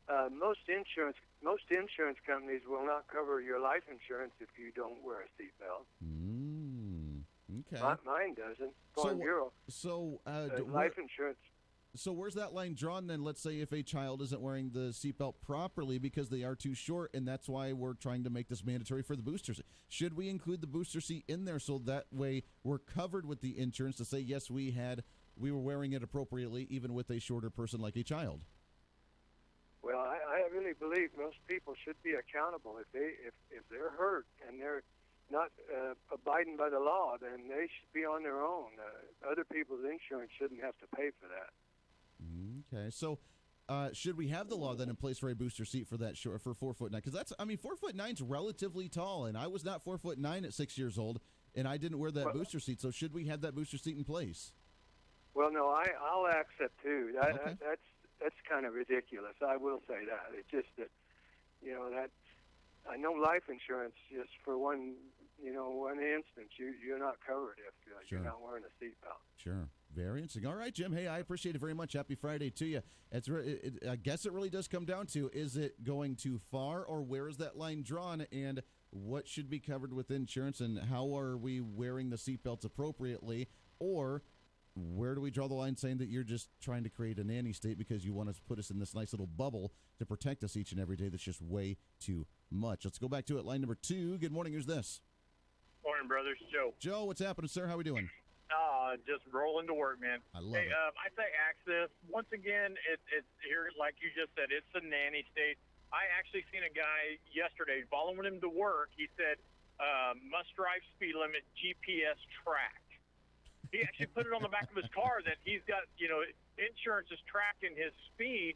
So if he gets into an accident, they say, well, you were speeding. Well, I see that as a double-edged sword because, what if you're there's places where you kind of have to go with the flow of traffic. If you're doing exactly the speed limit, guess what? You're a jam car and you're holding up traffic. So once again, insurance companies trying to regulate everything that they can regulate. They already regulate too much, and they charge us too much. So anyway, that's just kind of my feeling on it. I think it's just an overreach by insurance companies. Do you think that this will play into maybe the victim side of it, and we can now be heightists if now you say we're already playing into the victim side of it. We're already going back and saying, oh, I'm the victim, this is what happened. Look at all the insurance, the lawyer ads on TV. just stay home for a day and watch TV and be amazed at how many lawyer commercials, if you're a victim of a big truck accident or a motorcycle accident or this accident, it's all about the victim. Well, what about the other side of it? Let's say like a legitimate genetic short person, a midget, a dwarf, whatever we like to call people today, like that. Like the guy. What was the story? Dana Lesh was talking about it a few days ago about the actor in whatever the show is, the dragon one. I don't know, the one that's coming to an end. I don't even. Game of Thrones. Oh, I don't watch it. Yeah, Game of Thrones. I don't watch that. But apparently the actor is a midget. And he's like 4'7". Under this law, he would have to be in a booster seat at like 30, 40 years old. So now, would they be able to start a lawsuit and say that now I'm a victim because you guys are offending me because I'm an adult, and now you're forcing me to sit in a booster seat because I'm 4'7" under your guidelines of 4'9"? That to me would be a lawsuit waiting to happen, I would think. I don't know how many people would actually try that lawsuit. So let's ask the legislature if they were his height and he went into a restaurant and they say, "Would you like a booster seat, sir?" Same thing. I mean, now if you drive a car, now obviously if he's the driver, he's going to have a booster seat because I've seen some people who are short and they have booster seats to drive. Right. But if you're a passenger, you should have the option to have or have not a booster seat. Mm-hmm. But to make it mandatory once again, and don't get me wrong, I love my kids and I love we ought to do what we should, but to pass more laws to make this a mandatory thing, I don't think is right. All right. Parents should be able to. Okay, so let me ask you this: What if your kids go with somebody and something happens, and you're somebody that'll bring your kids home, and they don't have kids, Sure. and now they've got to take your kid home, and he's 4'8" and riding in the back seat. So now what happens? Sure. I'm just taking little Johnny home. Well, it's not my problem. You should have had a booster seat. I don't even have kids. Mm-hmm. So it turns into a double-edged sword real quick. It gets kind of complicated. No, you're right, Joe. I love it. I appreciate the phone call, my friend. Have a great weekend. Always a pleasure there. You're right. I mean, the booster seat would be taken a little too far. And remember, why don't we come out with something else other than a booster seat? If you remember, I don't know if they still have them. I'm assuming they still have them. But I remember as a kid, because it would always cut in. You're short. You're trying to wear the seatbelt. You're grown up now. You're really excited. But you get to sit normally. And now the seatbelt's cutting into your neck because you're too short, so it's going across your neck. So what you do is you either flip it up into your armpit, which I realize is the wrong way to wear the seatbelt. I don't know if it really changes anything a whole lot, but you flipped it under your armpit. That way you could wear it like that, and you're still wearing your seatbelt, but it's good. Or they had those little little slide things. You slide it onto the beginning of the seatbelt, and it would just lower it a little. Remember that? The little pad that would go across kind of your stomach area because it would slide it, and it would just bring it down a little bit. Why wouldn't that be the great option to say, here, you're still wearing your seatbelt and you don't have to wear a booster seat, instead of, oh, here you go, little Johnny. I know you're 13 years old and you're like, really excited and really you're going on your first date because you're getting to be an adult and starting to go through the hormones. We're going to sit you in a booster seat. Like, really? Could you imagine the humiliation of those kids? We're creating them to still feel like little children. That's crazy. All right, little Johnny, we're going to take you on your date, you and your girlfriend. It's so cute. We're going to sit you in your booster seats. I could see it happening already. Let's go to the phones here, shall we? Line number 3. Good morning. Who's this? Hey, it's John the Libertarian. John the Libertarian. How are you, my friend? I'm great, thanks. Exit, of course, with a small caveat. I'm like you. I'm against seatbelt laws in general for adults. Sure. But there is something for children, just because children don't have the wherewithal to make those decisions on their own on what is safe and what isn't. Sure. But like you were talking about Tyrion Lannister, whatever his real name is, the short person that is on Game of Thrones, he's under that 4'9", but he's an adult. And so if this law is just about height, then that's absolutely wrong. He should have the choice of wearing that or sitting in a booster seat or not. I still wouldn't be in favor of the height regulation just for children. I think that's going too far. Once they're a certain age, sure. That's just too much. But and the way I'm reading this one, I'd have to look at the specific, writing of the actual bill. But according to Cake TV, with the way they wrote it here, the bill in the state of Washington, signed by Governor Jay Inslee, and stricter car seat regulations in law, meaning children under the age of 12. So all children under the age of 12, regardless of their height, and shorter than 4 foot 9 inches. So I'm assuming that means every child under the age of 12, and then anybody older than that that's shorter than 4 foot 9 inches would have to sit in that booster seat, which to me is just crazy. I mean, I know a lot of really tall kids. I mean, you watch the Little League World Series during the summer. You got 12 and 13-year-olds that are 6'5". They'd still have to be in a booster seat, and then anybody under the age of 4 foot or under the height of 4 foot 9. To me, that is crazy. That's ridiculous. Like you said, my nephew was 6'1" at 12 years old, and he wouldn't fit in a car if you put him in a booster seat. It just wouldn't work. But no, adults, there should be nothing. Maybe something for babies and small children, but anything beyond that is just above and beyond. Well, and here's the other point to it. They also have, talking about the kids, even the toddlers in actual car seats, children aged 2 to 4, children under 2 must be remaining in the rear-facing car seats, which I don't remember. I don't remember when we flipped that from the children doing the rear-facing to actually facing forward. I think it was around 2-ish for my little one. I don't remember the age on that, but the age 2 to 4 then can be in the forward-facing car seat until they reach the specifications for the booster seats. So 2 to 4. But I mean, right now my daughter is 4. She's about to turn 5 in a couple weeks, and she is in a booster seat right now. But she is tall, and within the next year or so, next year or two, I probably don't think she needs to be in a booster seat anymore because she's really tall for her age. And I want to say she went into the booster seat at about, I don't know, the last year or so. So she's done that transition. So I guess that hasn't changed a whole lot. I guess it really is just the booster seat and how tall and how old you have to be.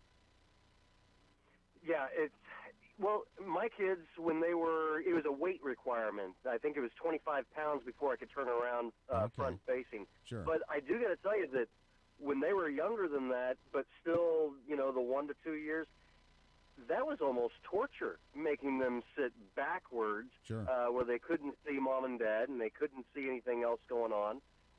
There are some of these laws that are just ridiculous, and I wonder how much of it is driven by the insurance companies. And you know what? If you're going to require booster seats by law, should the law or should the state then have to pay for that? Because those aren't cheap either. That's expensive. Sure, that is very true. I mean, the good ones that you get, the decent ones, are $80 to $100 at times, and you're right. I mean, that's very expensive. So is the insurance then going to cover it through your insurance and say we're going to give you that because this is required and mandated for you to have, or just no, you have to have it, so you got to go out and purchase it? Which seems to be what the case is right now, actually.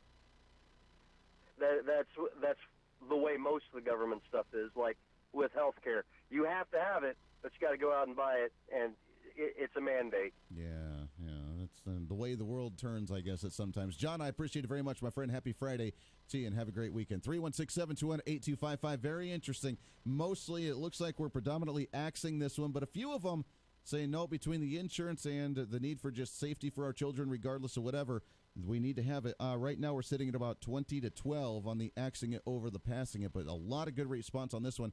We'll get the final numbers when we come back. You can still do the poll online as well and call in. We'll get a few more calls in when we come back. Wrapping up hour number 2 of The Voice of Reason right here. The Voice of Reason with Andy Hoosier on the Big Talker, KQAM. Market information, Mid-America Ag Network. Tough day in the livestock complex Thursday. Live cattle futures saw sharp losses in most contracts. June closed just shy of limit down. The CME feeder cattle index was down 6 cents to 145.78 on April 23rd. Wholesale boxed beef prices were lower. Choice boxes down 3 cents at 232.93. Select boxes were 53 cents lower at 219.75. Estimated weekly federally inspected cattle slaughter 478,000 head through Thursday. That's down 7,000 head from last week. Lean hog futures posted limit losses in all 2019 contracts except May yesterday. Volume was actually very similar to Wednesday, so we're back to the expanded $4.50 limit today. The USDA export sales report showed just 15,505 metric tons in pork bookings for the week ending 4/18. Things not very positive for pork right now. The USDA pork carcass cutout value $3.26 lower in the Thursday afternoon report at $83.72. The national average base hog carcass price $81.24 Thursday, up 50 cents from the previous day. Refocusing now, corn, soybeans, and wheat. Corn futures are trading 1 to 1.5 cents higher this morning after ending Thursday with fractional to 2 cent gains. Soybeans are mostly 3 cents lower following some overnight trading activity. They ended Thursday with as much as 4-cent gains, and wheat futures are currently running 1 to 2.5 cents higher across all three markets. At this moment, May corn up 2 at 349.5. July corn up 1 3/4 at 359. May KC wheat is up 2 1/4 at 406.5. July Kansas City wheat is up 2 1/4 at 413 3/4. As we pointed out, all three of the wheat markets are in the green this morning. May soybeans down 2 2/4 at 857. July beans down 2 1/2 at 870 1/4. We're seeing pressure on the products too. Soybean meal and soybean oil tracking lower also. Market update, Mid-America Ag Network. Pride Ag Ace Hardware of Mays, the store that takes pride in serving you just south of K96 on North Mays Road in Mays, interrupts their regular commercial schedule for this important message. Pride Ag Ace Hardware invites you to Milwaukee Tool Demo Day on Saturday, April 27th. Come on out to Pride Ag Ace and see demonstrations of the best power tools and hand tools your money can buy. Milwaukee, that's Saturday, April 27th at Pride Ag Ace, 5204 North Mays Road. Pride Ag Ace Hardware of Mays. Coming spring 2019. Hail. Ouch. Oh. Wind. Freezing temperatures. Tornadoes. That's mayhem. Hi, I'm Mark Collier, your local Allstate agent. We're your insurance agency interested in doing what's best for you. Before mayhem strikes, call us at our Goddard office, 316-413-4014, and find us on Facebook at Collier Allstate. Are you in good hands? When you look around, you might feel pride is in short supply these days. Everything's being disrupted. Rules are changing. Everyone's scrambling to be the next flavor of the month. But at Ford, we don't measure in months. We've been around for 115 years, and we know the only constant is change. So, disruption? Yeah, it's what we do every day. It's also what's led us to build the world's first affordable car, the most beloved pickup truck on the road, the iconic American sports car, and the SUV most people think of when they think of an SUV. We know America was built on the backs of families like ours, so we still take pride in what we build and how we build. We even take pride in taking pride. And the world could use a little more of that right now. Because if you don't believe in what you're doing, why do it at all? Build Ford proud. Join me, Mike Gallagher, on 1480 AM and 102.5 FM, The Big Talker. Now back to the voice of reason with Andy Hoosier.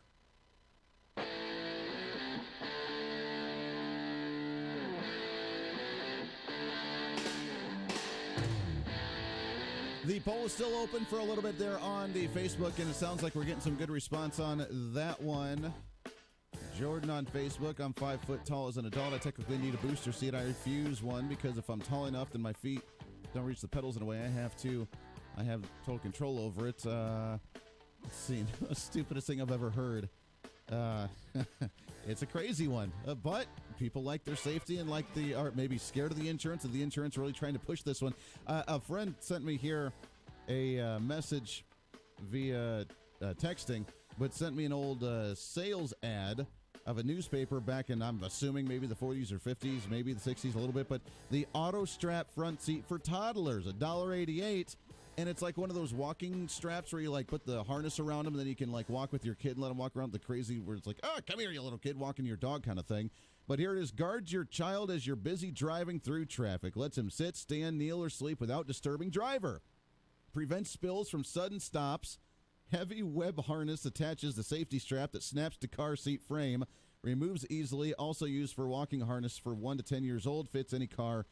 Ships at 9 ounces. There you go. So the strap to where they can stand up, they can walk, they can sit down, they can sleep, they can do whatever they want to. If you stop suddenly, it's not going to make them fly around because they got them attached to it right there. You just strap the harness right to the actual car, and you're good to go. You just let them do whatever they want to. So there you go. Maybe that's the way to do it. They can stand up, they can walk around, they can sit down, they can lay down. If you stop, they won't fall off. And then you don't have to worry about it. It's all good right there. Who needs a booster seat when you can just put a harness around them and strap them to it and let them do whatever they want to? Oh, how the times have changed. Oh, how the times have changed. I get the safety, and just like some said, the safety of our children's number one priority no matter what, and if that's what it takes, that's what it takes. I understand that argument because I do want to protect my child more so than anything else. At the same time, I don't like to put her in big bubbles and just protect her from the world. I want to. I strive to as a father, as an adult, as a parent, but I'm not going to isolate her from the world, and I'm not going to keep her in a booster seat until the age of 12 or 13. Because that is insane. That's not going to happen. That will not be tolerated because I'm not going to be like, you got a really cute boy that you like, huh? Oh, you're going to go to the dance. It's middle school. You're going to go to the dance. Guess what? I'm going to get your boyfriend. We're going to go pick him up. We're going to take some pictures. And oh, look how cute the kids are sitting in their booster seats all dressed up for the dance. Come on, man. Is that really what we're at today? That's the world that we live in today. And I just anticipate those lawsuits coming from the individuals that are shorter. Those, actual, like, legitimate, short people or dwarves or midgets or whatever we call them. I don't even know what you call them.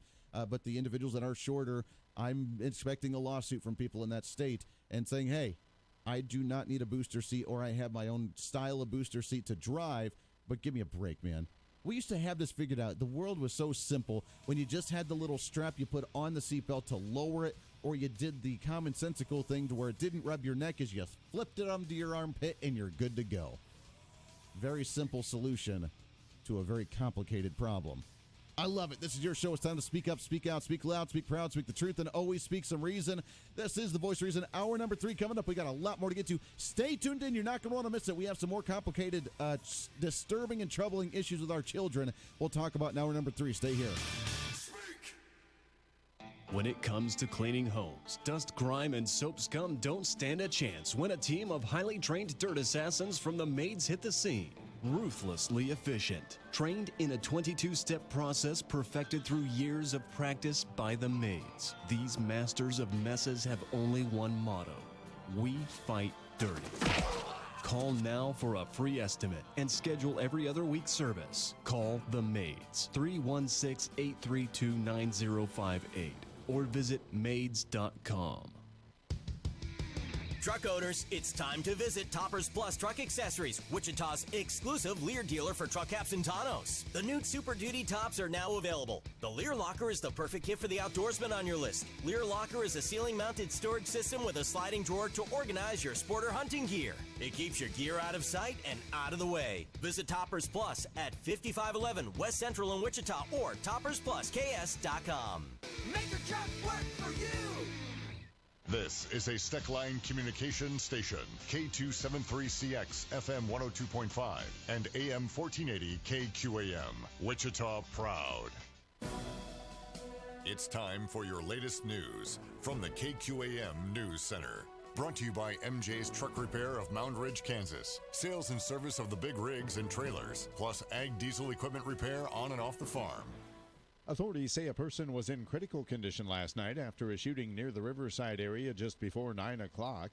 Wichita police say an adult male called 911 and said that he was shot and then reportedly drove to 14th Street and Waco, where WPD officers found him. Cake TV reports the man was transported to a hospital in critical condition. WPD officers are searching for a suspect or suspects. The name of the victim was not immediately released. Kansas Attorney General Derek Schmidt says unused medications are dangerous for kids, pets, and the environment. Tomorrow is the National Drug Take-Back Day program. Correspondent Bill Michaels has more. Too often, unused prescription drugs find their way into the wrong hands. National Prescription Drug Take-Back Day aims to find a safe and convenient way to dispose of prescription drugs. The event also aims to educate the public about the disposal of any unwanted, unused, or expired prescription medications at home. Some drop locations locally include the Sedgwick County Zoo, the Mays Police Department lobby, the Sedgwick County Household Hazardous Waste Facility, and the Oaklawn Activity Center. 2 suspects in police custody after they zip-tied employees during a robbery yesterday morning at the Sprint store in the 500 block of Southwest Street. Wichita police say the employees had been zip-tied and were in a back room. Police were also told the suspects left the business in a silver SUV. Officers located the suspect vehicle, and after a brief chase, the suspect struck a box truck near Kellogg and Meridian. The 2 suspects quickly apprehended. No one was injured in the incident. A salmonella outbreak linked to pre-cut melon has affected people in 10 states, including Kansas. Correspondent Bill Michaels has more. The likely source of the outbreak is Cato Foods in Illinois. Cato recalled several types of pre-cut melon sold at Kroger, Target, Walmart, and Amazon.com under the Whole Foods label. A full list of the products recalled is on the FDA website. Now sports. 11 minutes of audio has been released to a Kansas City TV station which shows Tyreek Hill and his fiancée arguing over the troubling behavior in their case. The tape was recorded back in March after the child broke his arm. The video has been shared with Johnson County Prosecutor Steve Howe for his review. Howe did say on Wednesday he believed a crime was committed, but no charges were filed. For the second year in a row, the Oklahoma quarterback has been taken number 1 in the NFL draft. Kyler Murray went to the Arizona Cardinals with the first pick. From the Sports Desk, I'm Doug Downs. Every day, thousands of vehicles travel the streets of Wichita. And at Affinity Automotive, we care about making sure your vehicle always performs at its best, but more importantly, is always safe for you and your family. From the simplest of services to diagnosing major issues, you can rest assured that at Affinity Automotive, every one of our technicians have the best in training. Affinity Automotive views their customers as part of their extended family, so you can expect honest automotive repair recommendations with the best interest at heart. Come meet our team at Pontiac Meridian. Affinity Automotive. Look it up and you will see our name says it all. You're invited to Wichita Tractor's Spring Open House. Have a hard time making it to last year's 3-day event? How about this year's open house for the entire month of April? This year's Wichita Tractor Spring Open House will include Kubota equipment. Wichita Tractor is the only dealer in South Central Kansas to offer the complete line of Kubota equipment and will be selling it all at the best prices of the year. While you're browsing at the open house, register to win door prizes, including a brand new riding mower. Wichita Tractor's open house for the entire month of April. Save big. Guys, welcome to Bad Boy Country. You're invited to Wichita Tractor Spring Open House. Couldn't make it to last year's 3-day event? How about the entire month of April? Browse all the Wichita Tractor lineup, including Bad Boy, Polaris, and the entire line of Kubota equipment at the best prices of the year. While browsing, enter to win door prizes, including a new Bad Boy mower. Wichita Tractor Spring Open House the entire month of April. Win a Bad Boy mower and save big at Wichita Tractor. Now back to the KQAM News Desk. Voting rights for prisoners has become a hot topic on the campaign trail for Democrats, with varying positions expressed by the candidates. On the idea, President Trump: I don't mind campaigning on the fact that I will not allow ever to have the Boston bomber be voting. Okay, I don't mind that. Trump from an interview on Westwood One's Mark Levin show airing tonight. Rough weather in the south is moving into the mid-Atlantic region. Meteorologist Chad Meyer. There's the chance for severe weather all the way up from Pennsylvania down to the Carolinas. We will see line after line, wave after wave of showers through D.C. and even to New York. This is not going to be a great day to fly out of the Northeast. Give yourself some extra time, trying to get on an earlier flight. Whatever you can do, it will be very, very slow. Flying overseas, Germany's foreign ministry is advising against non-essential travel to Colombo, Sri Lanka after the Easter Sunday attacks, but stops short of an outright warning against travel to that country. I'm John Trout. Your local weather on KQAM, brought to you by Jewelry Savers. Conveniently located off K96 on Greenwich Road. The Kansas trusted jewelry source since 1971. Jewelry Savers. Here's your latest forecast on the Big Talker, KQAM, for this morning. Mostly sunny and 74. Tonight, increasing clouds and 56. Breezy with wind gusts near 30 miles an hour and a chance of showers and storms late. Tomorrow, sunny and 76. Winds gusting over 30 miles an hour, clear and 42 tomorrow night. I'm Amp Harrell, and that's your latest forecast on Wichita's big station, the Big Talker, AM 1480 and 102.5 FM KQAM. At 8:06, it's currently 52 degrees. Stimulate your mind. The best talk radio around. This is the Big Talker, KQAM.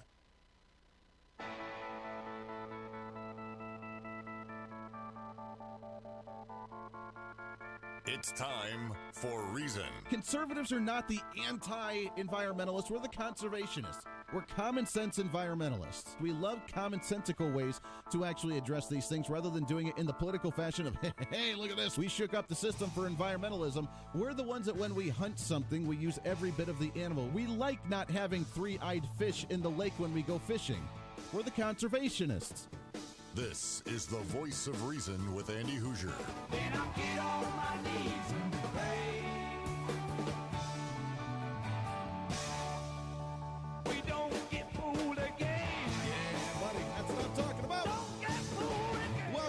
Voice of Reason. Let's get her going, baby. Hour number 3, broadcasting live out of the heart of the nation here in Wichita, Kansas on the Big Talker, 1480 on the AM side, 102.5 on the FM side, KQAM. We are simulcasting on YouTube as well. So if you are headed into the office now and you're like not able to listen to the radio, check us out on TuneIn. On the TuneIn app, find KQAM Radio. Check us out on KQAMradio.com. And, of course, watch us live on YouTube each and every morning. Watch all the podcasts of the show each and every day. We love it. We appreciate it because today is a Friday. Let's make it a free-for-all Friday.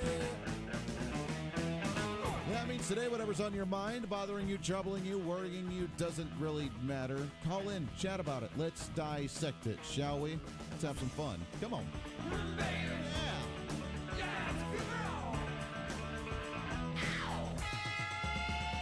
316-721-8255, 316-721-TALK. If you want to join into the program, we'd love to hear from you. This half hour of the broadcast is brought to you by Wildwood Cellars. It's more than buying a bottle of wine, but you can learn the tips about finding the wine that you like, not the wine you're supposed to like, from the nationally acclaimed vineyards right here in Kansas. They have the different types, the flavors, the varieties, the sweet, the dry, the meads, the cherry. I don't know if they have cherry. That'd be kind of nice, too. That sounds good. The strawberry, the chocolate, the peach, the jalapeno even to mix with some stuff. It's great times. Of course, the elderberry in there as well. You can try it before you buy it. That's kind of the perk. You show up to one of their shops. You can taste it and sample it before you actually buy the bottles, know what you're getting. And you can enjoy that, or just off the Turnpike in Mulvane. You can check that out right here in Wichita at Maple and Ridge. Of course, down in Mulvane, online at wildwoodcellars.com.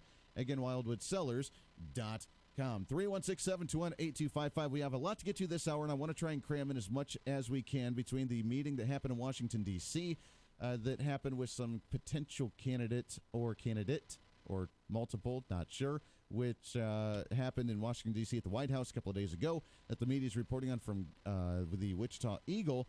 But I want to play an interview. We had a correspondent for the show do an interview and send it to us so we could play it. If you're on Medicare, then this is just more of like an informational interview to talk about some of the changes that are happening with Medicare right now so you can be aware of them. You're not behind the eight ball. If something really drastically happens, then you know how to actually respond to it. But how do you manage and work with the changes going on with Medicare? We had the interview right here on The Voice of Reason. Okay, Robert, can you tell us about some of the proposed changes to Medicare?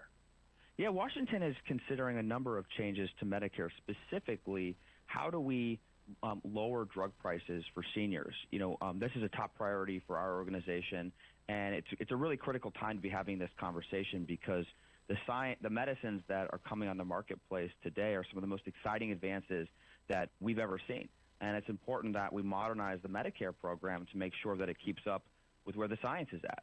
And so Washington's considering a lot of different ways to go about doing this. Some of them we think are really good changes to the program that would actually lower costs for seniors when they go to the pharmacy to pick up a medicine. At the same time, we're concerned with some of the changes that are being proposed that would say we're going to have a bigger role for the government in determining what we pay for medicines and which medicines seniors might get access to. So it's important that we're having the conversation, but we need to make sure we're making these changes the right way.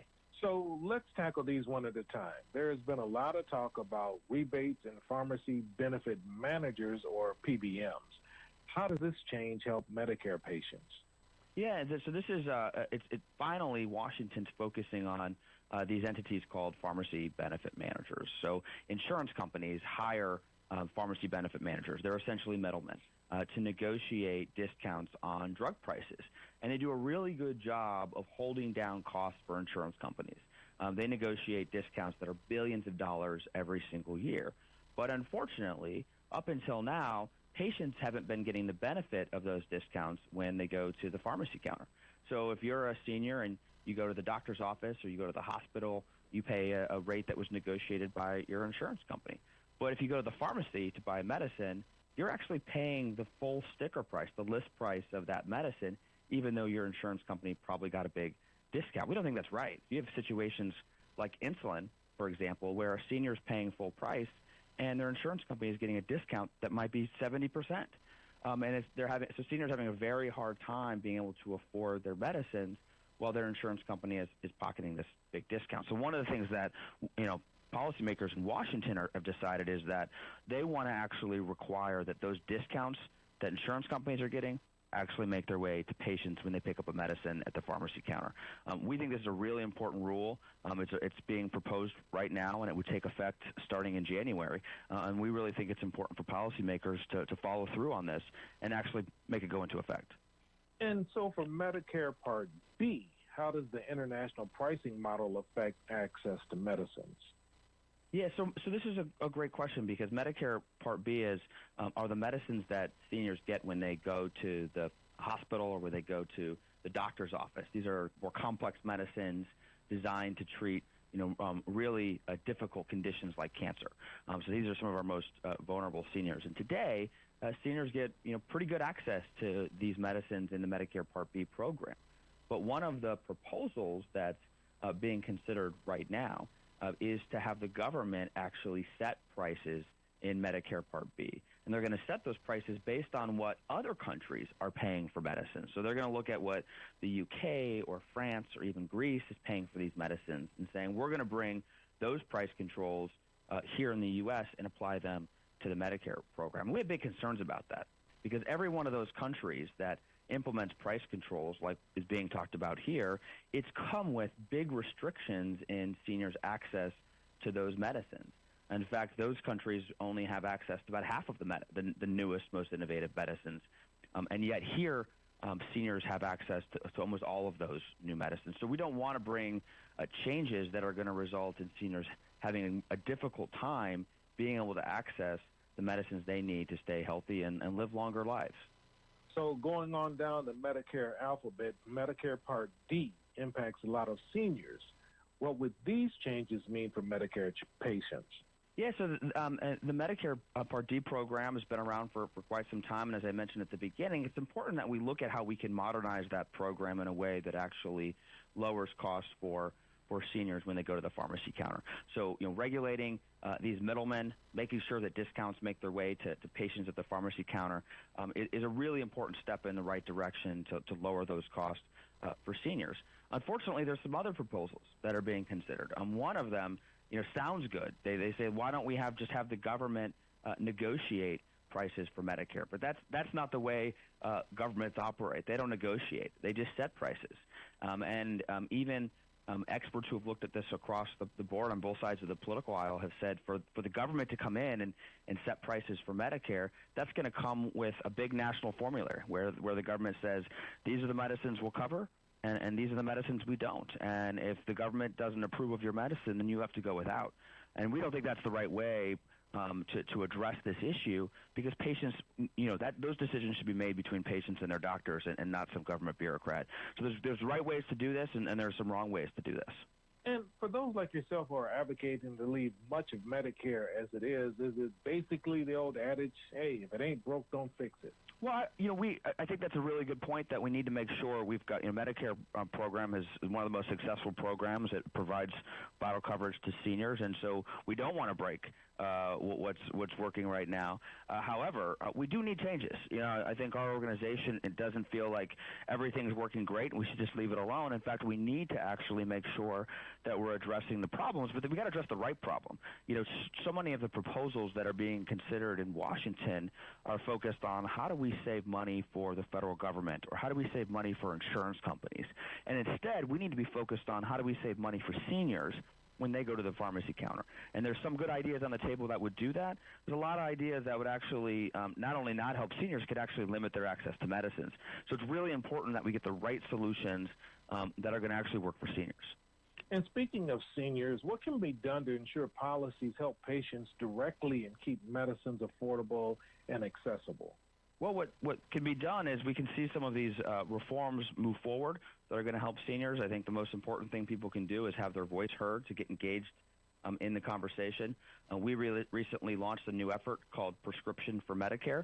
You can see it at prescriptionformedicare.org, where people can go and learn about the different proposals that we talked about and also find a way to have their voices heard in Washington. Because at the end of the day, policymakers are going to listen to their constituents on the types of changes that they want to see in Medicare.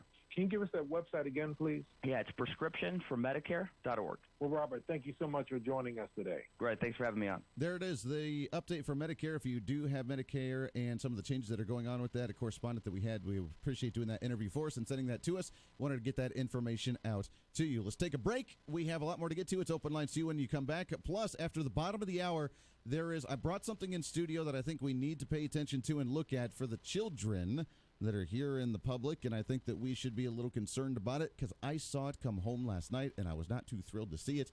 And yeah, so we'll have some story time when we come back after the bottom of the hour, but open lines to you as well at 316-721-8255. Lots more to get to here on a Free-for-All Friday on The Voice of Reason. You're listening to The Voice of Reason with Andy Hoosier on the Big Talker, KQAM. There's more big trouble brewing for the entire world, coming from Facebook. Kim Commando with your Friday Consumer Tech Update, brought to you by SimpliSafe, the best home security system, period. Get a special deal right now at simplysafekim.com. Yesterday, Facebook's insouciant CEO, Mark Zuckerberg, announced that Facebook is planning to split the company. One part will remain a kind of town hall and discussion area, but the new part, something unprecedented. Zuckerberg calls it a private living room where all comments are encrypted. And therein lies the danger for the entire world. Tech companies loathe to give encryption keys to government and law enforcement, so it's a safe assumption that Facebook will not. Now consider Facebook, the social media site, and all of its unwillingness or extreme slowness in removing terrorists, pedophiles, and the disturbing videos and live streams of murders, rapes, and beheadings. Now can you see just how dangerous Facebook is about to make the world? I'm Kim Commando. Everyone knows parents worry a lot. We worry if our kids are safe, if they're eating right, are they getting enough sleep? And at some point, we start worrying about our own parents. Are they okay? Are they safe? When you stop worrying about one thing on that list, it's a relief. It feels good to fear less, especially when it comes to protecting your family and your home. In today's times, everyone needs a security system. You need SimpliSafe. SimpliSafe is wireless and portable, so if you move, it goes too. There are no hidden fees. Once you order the system, it's yours, with the option to pay the low $14.99 per month for 24/7 monitoring. There's no contract. SimpliSafe doesn't do contracts, and they're giving my listeners a 60-day money-back guarantee. That means you get to try the entire security system in your home for 2 months. Order yours today at simplysafekim.com and get free shipping, free returns, and a 60-day money-back guarantee. That's simplysafekim.com. You can't handle the truth. Hi, this is Phil Martinez at Phil's Coins. At the shop, we talk all the time about honesty and integrity. And in our shop, we've decided that honesty means nothing without integrity. So what I would tell you is that if you didn't bring your coins to Phil's Coins, honestly, you didn't get enough money for what you have. Come see us at Phil's Coins, 9344 West Central, or online at philscoins.com. Hi again, everybody. Tony White, Augusta Flight Center. Want to talk about our flight training packages. Private pilot packages starting at just $5,900. Now that'll get you 47 and a half hours in the aircraft, 2.5 hours on our flight training device, 45 hours of instruction, also a free headset and a free home study kit. For more information on this and other flight training options, visit our website at iflyaugusta.com, our Facebook page, or you can call us at 316-733-4080. The Miller Minute with Dennis Miller. I want to talk about President Trump's wall, or the lack thereof at this point. I saw Thomas Friedman, noted New York Times journalist, the other day talking about how he feels that we need a wall now. And he feels it should be a smart wall, I think he said, or a smart gate. Let the right people in or something. If Trump said anything like that, he'd be unloaded on. But if it's leaking over into the Friedmans of the world, Trump better jump on it as far as this wall goes. Now listen, if he just came out and said, hey, I took a good run at it, nobody's budging. I can't get the proper money I need. I can't. I think some people would say, yeah, it is truly a swamp down there, and we kind of understand. But if he's going to do this insistence that it's happening and that everything's under control, and then you're going to read that there's like 1,200 people a day coming in, it's going to cost them the next election, I think. And that's the minute. I'm Dennis Miller. This story is called The Ugly Truth About Timeshare. If you think you've done your family a favor by buying a timeshare, you need my help. Hello, I'm Chuck McDowell, CEO and founder of Wesley Financial Group. 10 years ago, I started helping folks cancel their timeshare contracts, and in the process started what's now called the timeshare cancellation industry.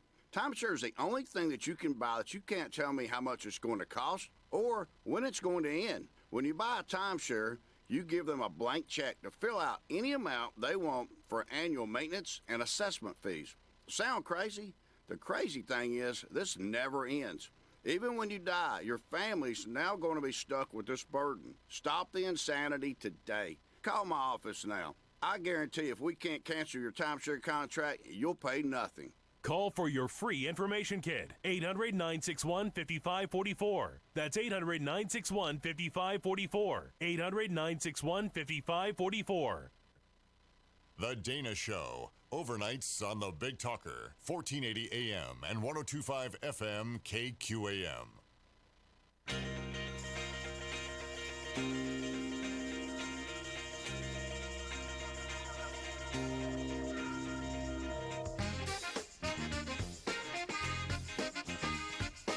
Welcome in. Welcome back to the program. 316-721-8255. 23 minutes past the hour. This portion of the Voice Reason is brought to you by Countryside Motors. It's a short drive down the turnpike for big savings. Make sure to check out all the Buick and Chevy vehicles, cars, trucks, along with the Polaris Hustler, ATV, and Turf equipment. They have the complete service parts department for your Polaris and Hustler equipment. Also the full line service for your Chevy and Buick vehicles. They are the Spartan dealer for the area as well. It's Wellington, Kansas, just a short drive down south yonder from Kansas, or from Wichita here. Online at countrysidemotors.net, countrysidemotors.net. Make sure to check them out, and we appreciate their support right here on the Voice Reason and KQAM airwaves. 316-721-8255. There's a lot of stuff going on right now. There's hard to try to narrow down what the big stories are of the day. Of course, Joe Biden, after his announcement for running for president, he is now trying to play Mr. Common Man, hang out, and if you notice, they actually snapped a picture of him on an airplane sitting in the back of the airplane to try and chat with common folk. I'm curious if that was like the John Edwards. Remember the John Edwards thing? He was trying to totally play for the common guy, but he was like the most rich and elite guy you could have, and driving down and, trying to talk to people and trying to communicate with them and relate to them, even though he had nothing to relate to them with in any way, shape, or form. That kind of seems like what Joe Biden's trying to do already. After he did the whole I hate violence and racial division, and therefore Donald Trump's a big meanie head because he said people were nice people and good people on both sides, and he attacked that. So now people are... I don't know how long this is going to last. I kind of see his momentum already starting to deteriorate, so who knows how long this will last. But he is trying to reach out to the common folk because he's just a good old grandpa wanting to hang out. Hey, I understand you have some hard times.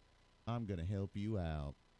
That's kind of what he's trying to play at. So I don't know if it'll work or not. At the same time, as he's trying to show Donald Trump's a terrible jerk, we have, according to CNBC.com, the U.S. economy grew by 3.2% in the first quarter, which topped expectations. That's still something the Democrats and the progressives, as they run for president, are going to have to try to find a way to counter. How do you counter a growing, doing well economy, even though even this year they said it was going to start decreasing a little bit? Start going downhill just a little bit. It was going to start deteriorating just a little bit. The bubble was going to burst. The market was going to pop. The market, Wall Street was going to go under. It was going to have this big bubble burst, and the stock market was going to crash, and we're going to see the next Great Depression, and that's what we've been hearing. And it may kind of correct itself a little bit at some point, but at the same time, we grew the economy by 3.2%, which means people are still growing, expanding businesses, starting new business, hiring on new people, starting new shops. Things are doing well. And at the end of the day, you can try and create anger and create frustration and create fear and create hatred and create everything else you want to by the media and by the other side that doesn't like things doing well. But when you go to work, and I mean, this falls right into you, who sometimes is active maybe in politics, sometimes isn't very active in politics, sometimes just wants to go to work and make the money and come home and put the food on the table and spend some time with the family and watch a sporting event. That kind of person. If you're able to do that and you have less of a burden because you have more money coming in and you feel more comfortable and secure in your job, then yeah, hey, things are rolling. All right, I kind of like the status quo right now. I don't want to shake it up just because to shake it up. Let's just coast here. Let's let it roll. That's the way the majority of people are. If they're comfortable and they're complacent, then they don't want any change. And if the economy's doing well, do you remember, what was it, about 2 years ago, year and a half ago, Governor Brownback was still in office as he was about ready to depart, and we put in Governor Jeff Collier. And Governor Brownback's economy here in Kansas showed that we had risen the most children out of poverty than we had in like 20, 30, 40 years. It was insane with how well the economy was doing and starting to stabilize. Not the fact that it was growing necessarily, but it was stabilizing to where we had risen children out of poverty. Now, how do you rise children out of poverty? You have their parents making more money. You get their parents back into the workforce that haven't necessarily been into the workforce. You grow it to where the benefits are doing well. You start paying off debts because you have the money to do so. You have the money to be able to purchase goods even with a ridiculously high 6.5% sales tax. And you actually feel more comfortable. And you rise the children out of poverty. The number of children that needed to be on like the food programs at schools where they didn't have to pay for the lunches, that was decreasing. People were actually doing well. They had their money to spend on their children. That was in Kansas just a couple years ago. Now, are we still at that position? I haven't heard anything lately. I don't know. I hope so. I haven't heard anything lately. But nationally, the U.S. economy is growing by 3.2% for the first quarter. That's good news. We should celebrate that. Now, the media won't report it too terribly much because that would be a gift to President Donald Trump, especially going into political season. And look at that, President Donald Trump running for re-election. We don't want to talk about how well the economy is doing. We need to focus on the negative things that he said 2, 3, 4 years ago, that people were good people when they were at a Nazi rally or a KKK rally, and therefore that's what we should attack him on. We should attack him on the fact that he had a scandal with a porn star. We should attack him on the fact that he has gone through like 3 or 4 wives. We should attack him on the fact that he said some locker room talk sometime at a private conversation with somebody. Well, that's what we, not the fact that the economy's doing well. We've deregulated the industries. We're trying to fight back on Obamacare. We're trying to do good things. That would be kind of something you would want to report, but we don't like to report positive things. We only got to report the negative things. So here's the good story of the day for you. The U.S. economy grows by 3.2%. Hopefully we can start bringing some of that back into the state of Kansas. Maybe we should loosen up some of the burdens on businesses. Maybe we should loosen up some of the burdens on the economy here and the industries here and the government intrusion here and the health care here and the taxes here. If we do that, then maybe we could see that 3.2% growth. Then we could afford to like get out of debt here in the States. The question is whether we do that or not. That'd be funny. Bottom of the hour news coming up. Big stuff coming up. Don't go anywhere.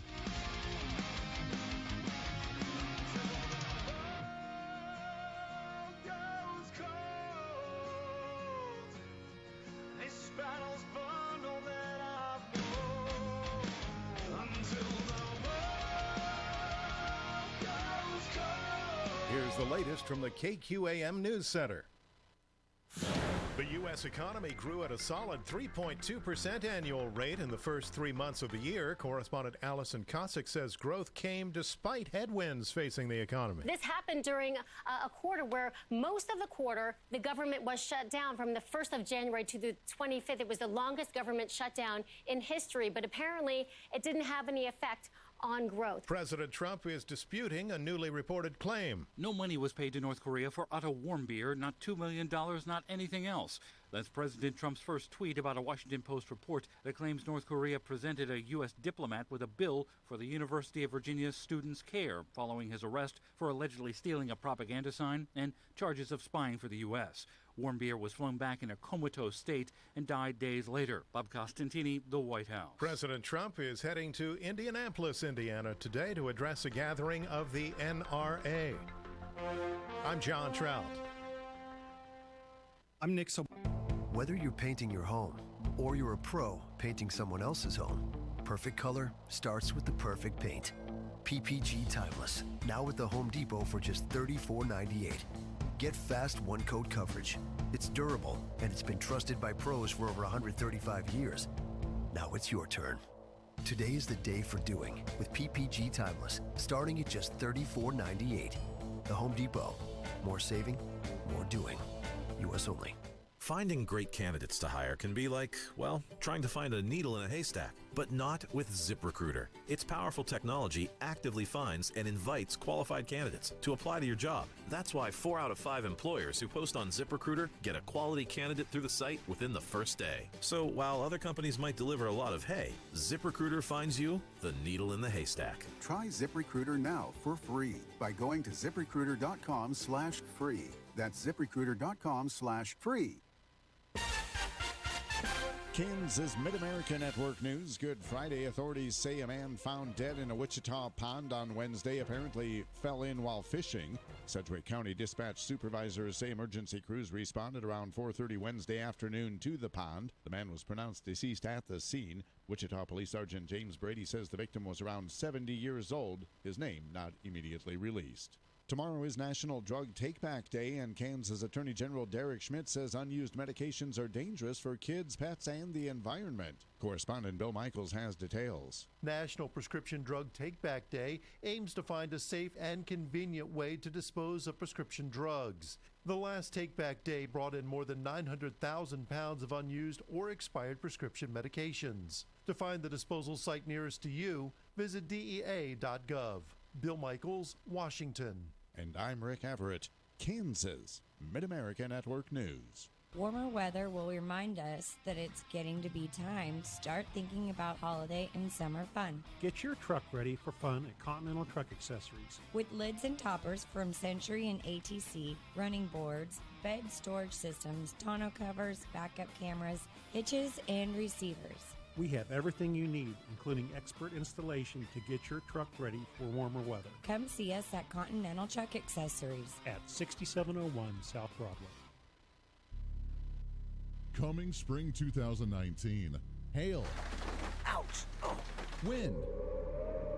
Freezing temperatures. Tornadoes. That's mayhem. Hi, I'm Mark Collier, your local Allstate agent. We're your insurance agency interested in doing what's best for you. Before mayhem strikes, call us at our Goddard office, 316-413-4014, and find us on Facebook at Collier Allstate. Are you in good hands?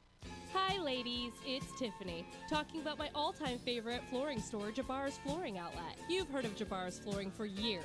They have the largest selection of carpet, tile, wood, and all your favorite floor coverings in the state. What I really like is the gallery and their design team. Refresh your space this spring at Jabara's. Take it from me, ladies, a real shopper. Someone who loves a great deal and super quality. See Jabara's for your new floors. Like they say, the smartest shoppers shop Jabara's. Here's your latest forecast on the Big Talker, KQAM, for this morning. Mostly sunny and 74. Tonight, increasing clouds and 56. Breezy with wind gusts near 30 miles an hour and a chance of showers and storms late. Tomorrow, sunny and 76. Winds gusting over 30 miles an hour, clear and 42 tomorrow night. I'm Amp Harrell, and that's your latest forecast on Wichita's big station, the Big Talker, AM 1480 and 102.5 FM, KQAM. At 8:35, it's currently 52 degrees. Making freedom ring. This is the Big Talker, 1480 AM and 102.5 FM, KQAM.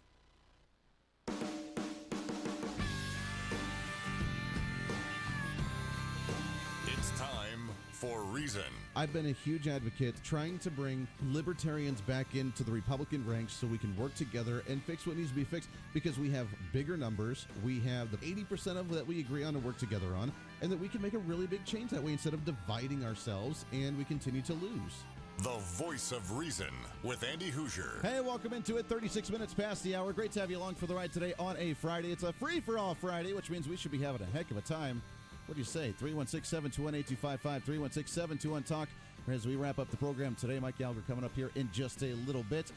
Reminder for you, we talked with Phil Martinez of Phil's Coins yesterday, and coming up this weekend, along with, by the way, I got to give a plug out and a shout out for the Sedgwick County Republican Party, Sedgwick County Democrat Party, as well as they are planning on, we are planning on the A big river cleanup, a riverside cleanup this weekend, Saturday from 10 to noon. Also, the barbecue that's going to start thereafter at noon is going to be a lot of fun. Make sure to check it out. You can come out, get RSVP'd, or you can show up. You can get a T-shirt if you're a Republican, show your unity with us, and have some fun and do something good for the community. But along with, at the same time, from 8 a.m. to 5 p.m. tomorrow is the annual Antiques Appraisal Fair with KPTS Channel 8 TV at the Metro Hughes Complex. Phil Martinez Phil Scoins will be there. He also has some free tickets. As a reminder for you, want to make sure for me to mention this to you, has some free tickets. So if you swing by Phil's Coins, 9344 West Central Avenue, then you can get a pair of tickets to that, and you can go check that out tomorrow as well. So lots of things happening now that it's summertime, and there's a lot of events going on in the community that you can be a part of. 316-721-8255. This half hour of the broadcast is brought to you by Mark Collier and the Allstate Insurance Agency in Goddard, Kansas. Springtime is almost here. That means heavy rain, hail, tornadoes, disaster is all lurking around the corner because now it's like warm outside. I loved it when it was 6:30 and the sun was already coming up. That was kind of awesome. But that means that rain and thunderstorms and crazy stuff always happens around this time. Make sure that you're covered. Your home, your farm, your family, your car, your life, whatever you need insured, he can help you out with it. He takes care of anyone in South Central Kansas or even the entire state of Kansas. It's Mark Collier and the Allstate Insurance Agency based out of Goddard. Check them out, 204 North Main Street in Goddard. Give them a call at 316-413-4014. Again, 316-413-4014 or on Facebook at Collier Allstate. All right, I've been teasing this throughout the show, and I want to get into it here because I went home last night. I had some stuff to do, and I got home a little bit later last night, and I got home, and we had some dinner, and little Isla May said, I want to read a story before we go to bed. And I said, sure, let's read a story.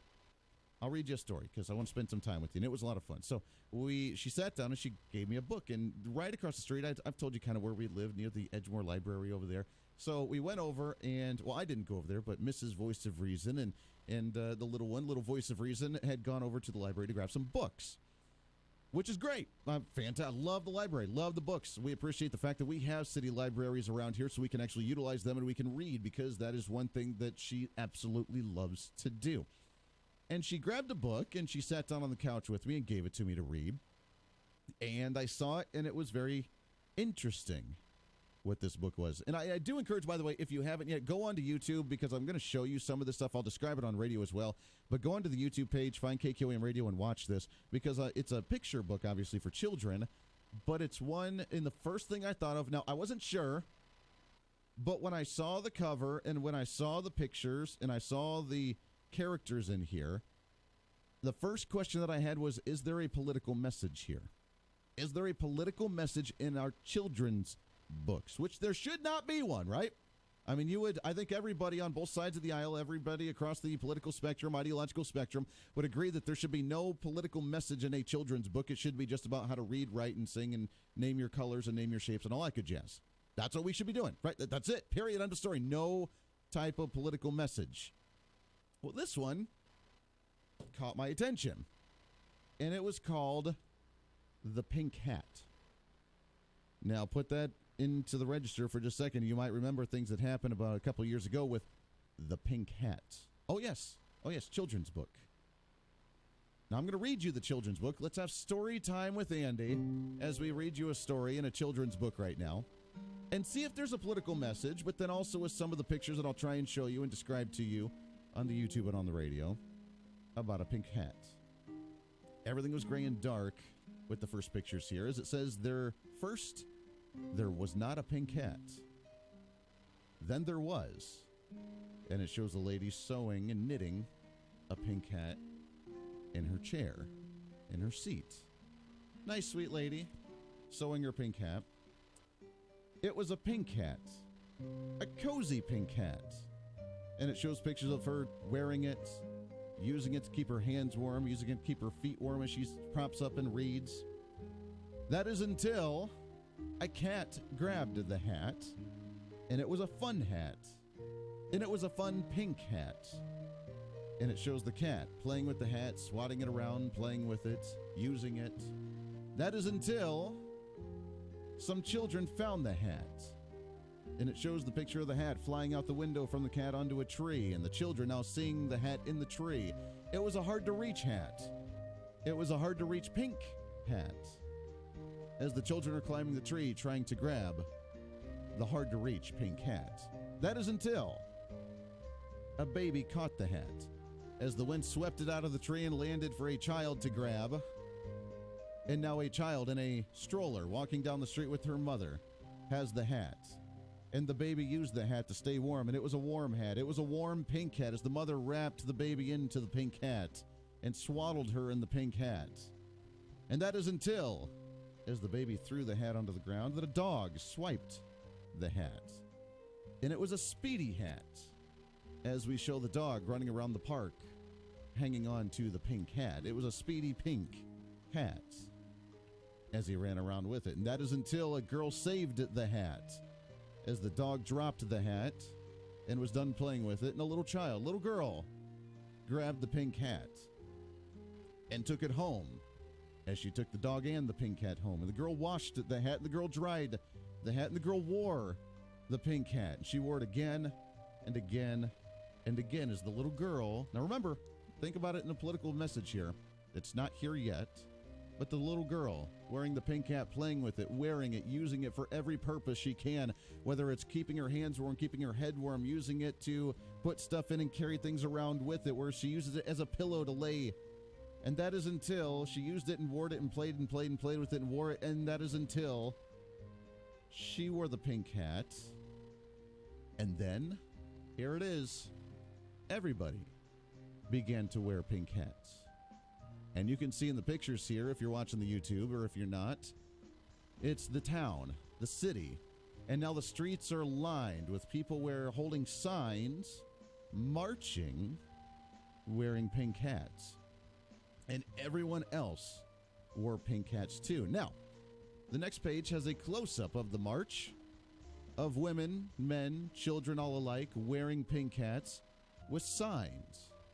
Now, these signs during this rally, during this march, during this movement, the signs really are kind of graphic when it comes to a child's book, We the People, Love and Hope, Women's Rights are Humans' Rights, Girl Power, Think Pink, Hear Our Voice, The Future is Feminism.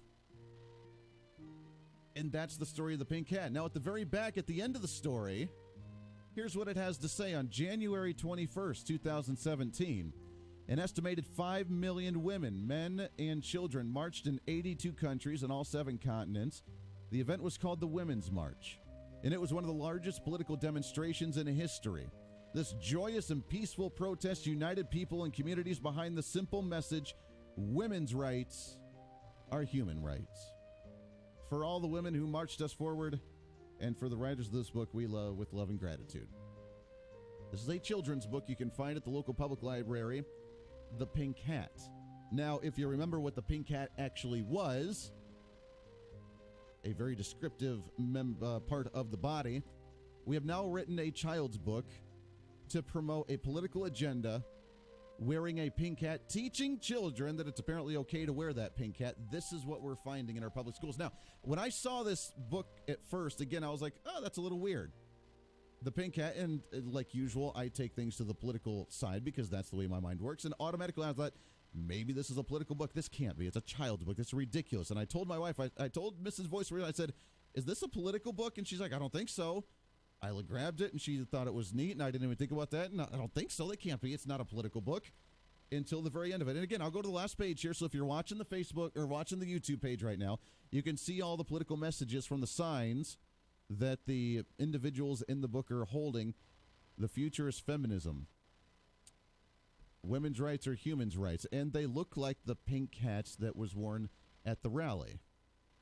They look exactly like the pink hats that were worn at that rally for the Women's March. This is being tolerated, not only tolerated, but accepted as children's books now promoting a political agenda. Am I wrong thinking this is completely BS? Am I wrong thinking that this is completely unacceptable to have my child reading a book about the pink hats? Now, obviously, we teach about equal rights. Obviously, we teach that everyone's equal and everyone's fair, and that's all great. But to have it as a political message, wearing the pink hats, Am I thinking too much into this? The fact that it is actually a political message in here, the fact that the little girl wore the hat and all the travels the pink hat went through, from the lady that created it, to the dog, to the cat, to the children, to the babies, to the whatever, to the little girl that wore it, and then everybody began to wear it, and everybody wore it in excitement because they wore it and they marched, and now she was not the only one wearing the pink hat. She was the sole fighter. And now this march with everybody wearing the pink hat. Am I thinking about this too much, or is this an issue? And should we be raising hell about something like this? 316-721-8255. Let's go to the phones.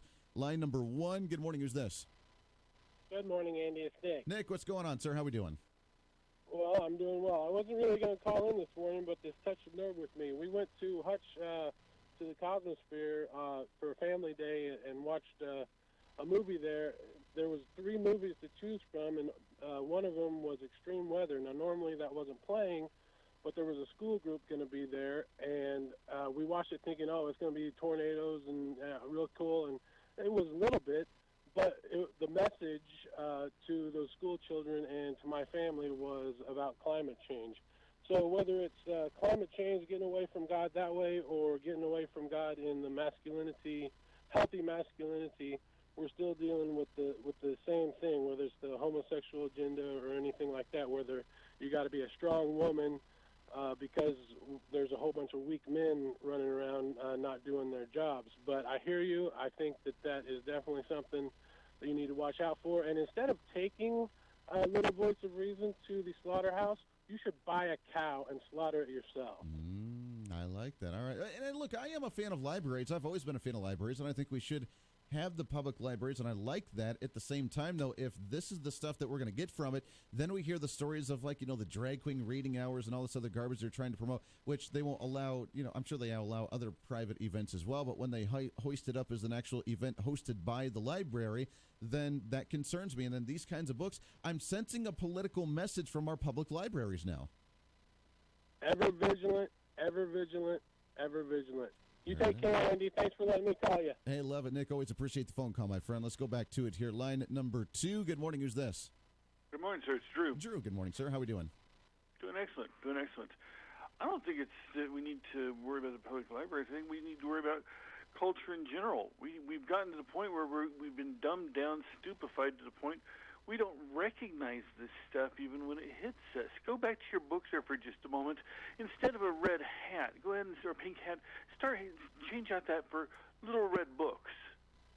Okay. That's what that is. That's what the point of the book is.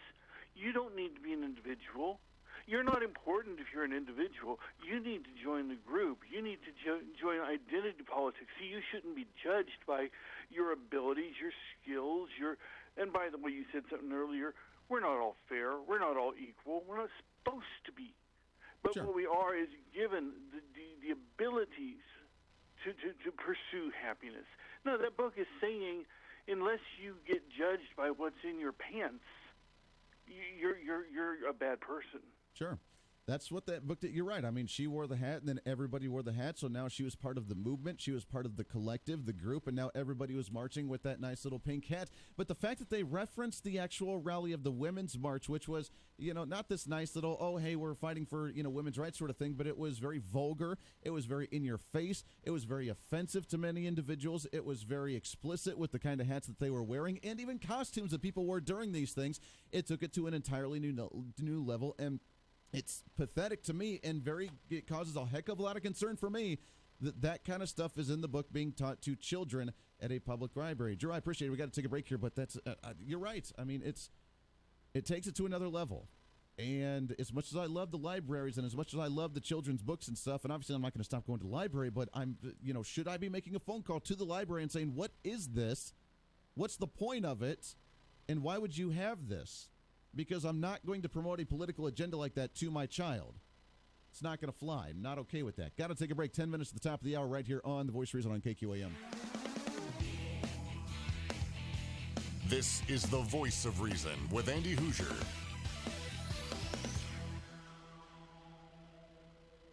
Opening markets on KQAM. Brought to you by Schmidt & Sons of Mount Hope and Winfield. Mixed in the livestock, mixed in the grains and soybeans. That's the way we're going to start Friday. Let's take a look at the ag futures markets as we begin the day. Brady Charles at Schwieterman Incorporated has the information for us. Good morning, Brady. Good morning. Well, a little bit better start today in the grain markets with corn and wheat trading higher, beans still trading slightly lower, and livestock is mixed as well. April live cattle are up a dime at 124.15. June is down 25 at 115.12. August down 32 at 112.60. May feeders are down 20 at 143.35. August down 62 at 152.62. September down 45 at 153.87. June lean hogs are up 42 at 90.30. In the grain markets, May Kansas City wheat's up 1.5 at 405 3/4. July's up 1 3/4 at 413 1/4. September's up 1 3/4 at 423. In the corn market, May is up 2.5 at 350 even. July's up 2 3/4 at 360. September's up 2.5 at 368. May beans are down 2 1/4 at 857. July down 2 3/4 at 870. November down 2.5 at 890 3/4. May bean oil down 21 at 27.43. The meal down 150 at 304.50. Oats are up 1 3/4 at 302 3/4.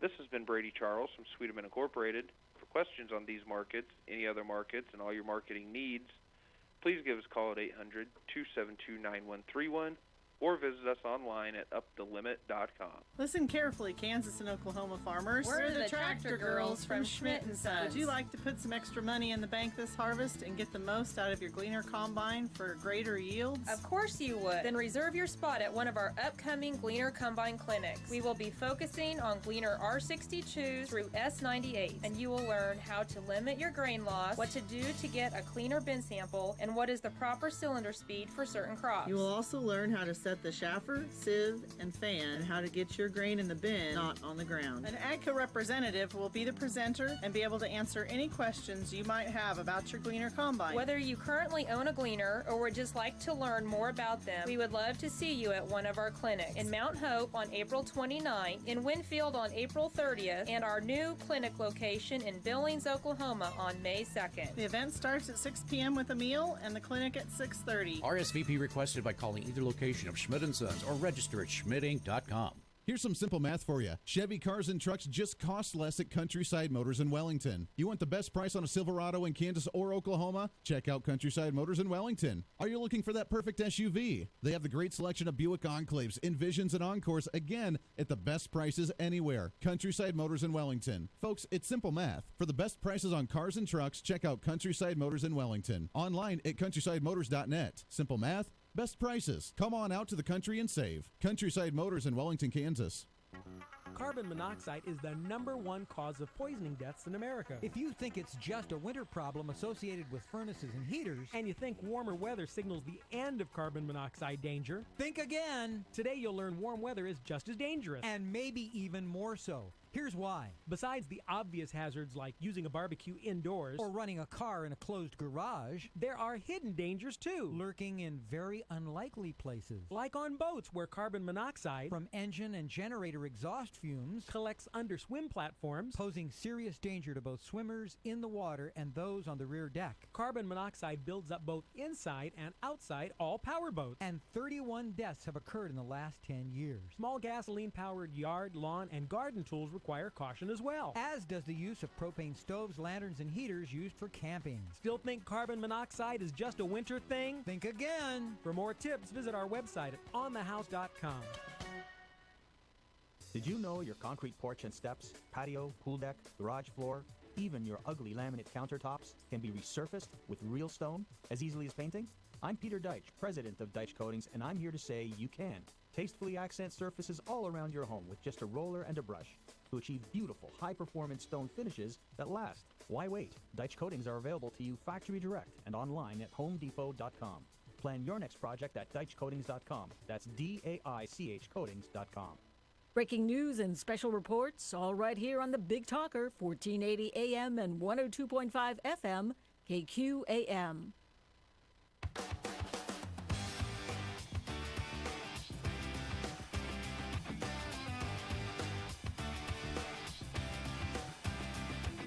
James on Facebook said that rally that we were talking about with the book is the same rally that Madonna accused of wanting to blow up the White House. So I guess we have that going for us, too. And that's the one we're trying to teach to our children.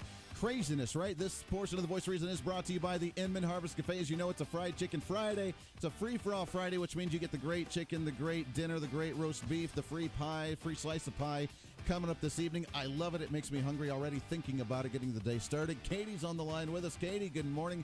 Happy Fried Chicken Friday.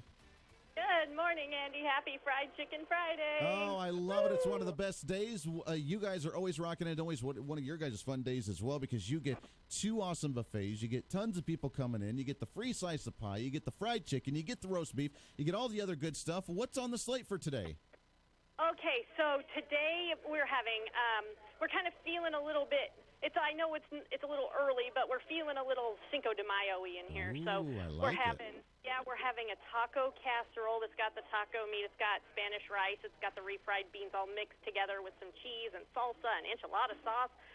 And then on top of that, we've made like a biscuit topping, so it's a little bit like a pot pie, only it's taco. And then on top of that, we're going to put some shredded lettuce and shredded cheese and sour cream and maybe some diced up onions and tomatoes and peppers. It's just going to be a beautifully colorful, delicious mess. I love it. That sounds fantastic. That's a great way to start off a weekend there.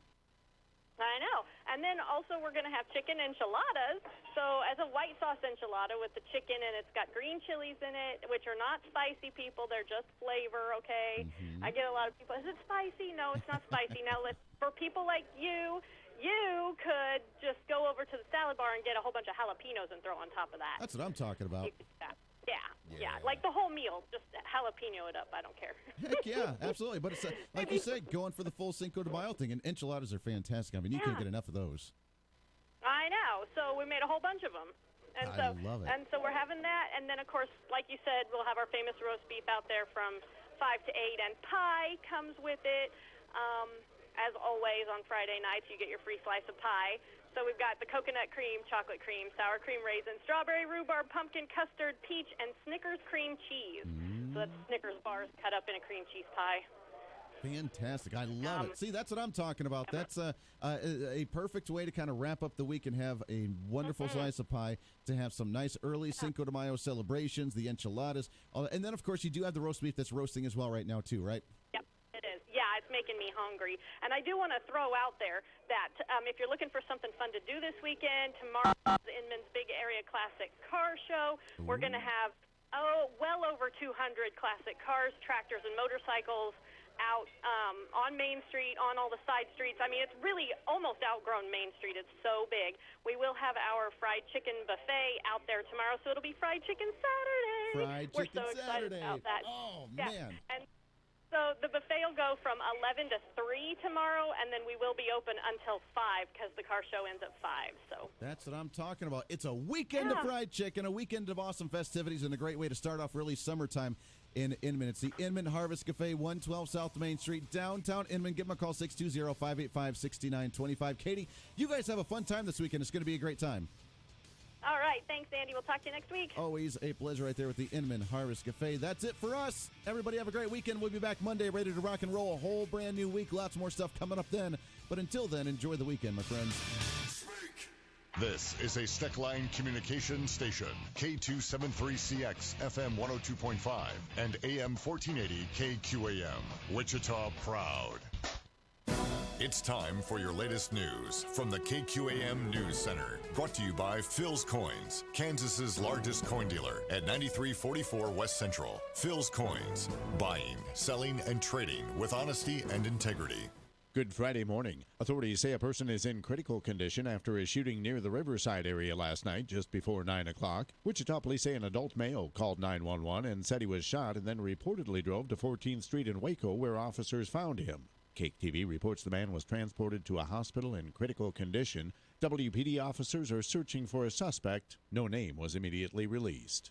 Authorities have identified the man who died in a motorcycle accident just before 1 o'clock yesterday morning in Sedgwick County. The Sedgwick County Sheriff's Office says the accident happened on 63rd Street South near Broadway in Wichita, and the fatality victim was identified as 36-year-old Rick Allen Stevens of Wichita. Authorities have not released additional details. And yesterday, 68-year-old Danny Chapman of Wichita was sentenced to 2 years of supervised probation for operating a gambling business and failing to pay income taxes on the proceeds, according to the U.S. Attorney's Office. Chapman agreed to forfeit more than $1.6 million in cash. I'm Rick Everett. Now sports. 11 minutes of audio has been released to a Kansas City TV station which shows Tyreek Hill and his fiancée arguing over the troubling behavior in their case. The tape was recorded back in March after the child broke his arm. The video has been shared with Johnson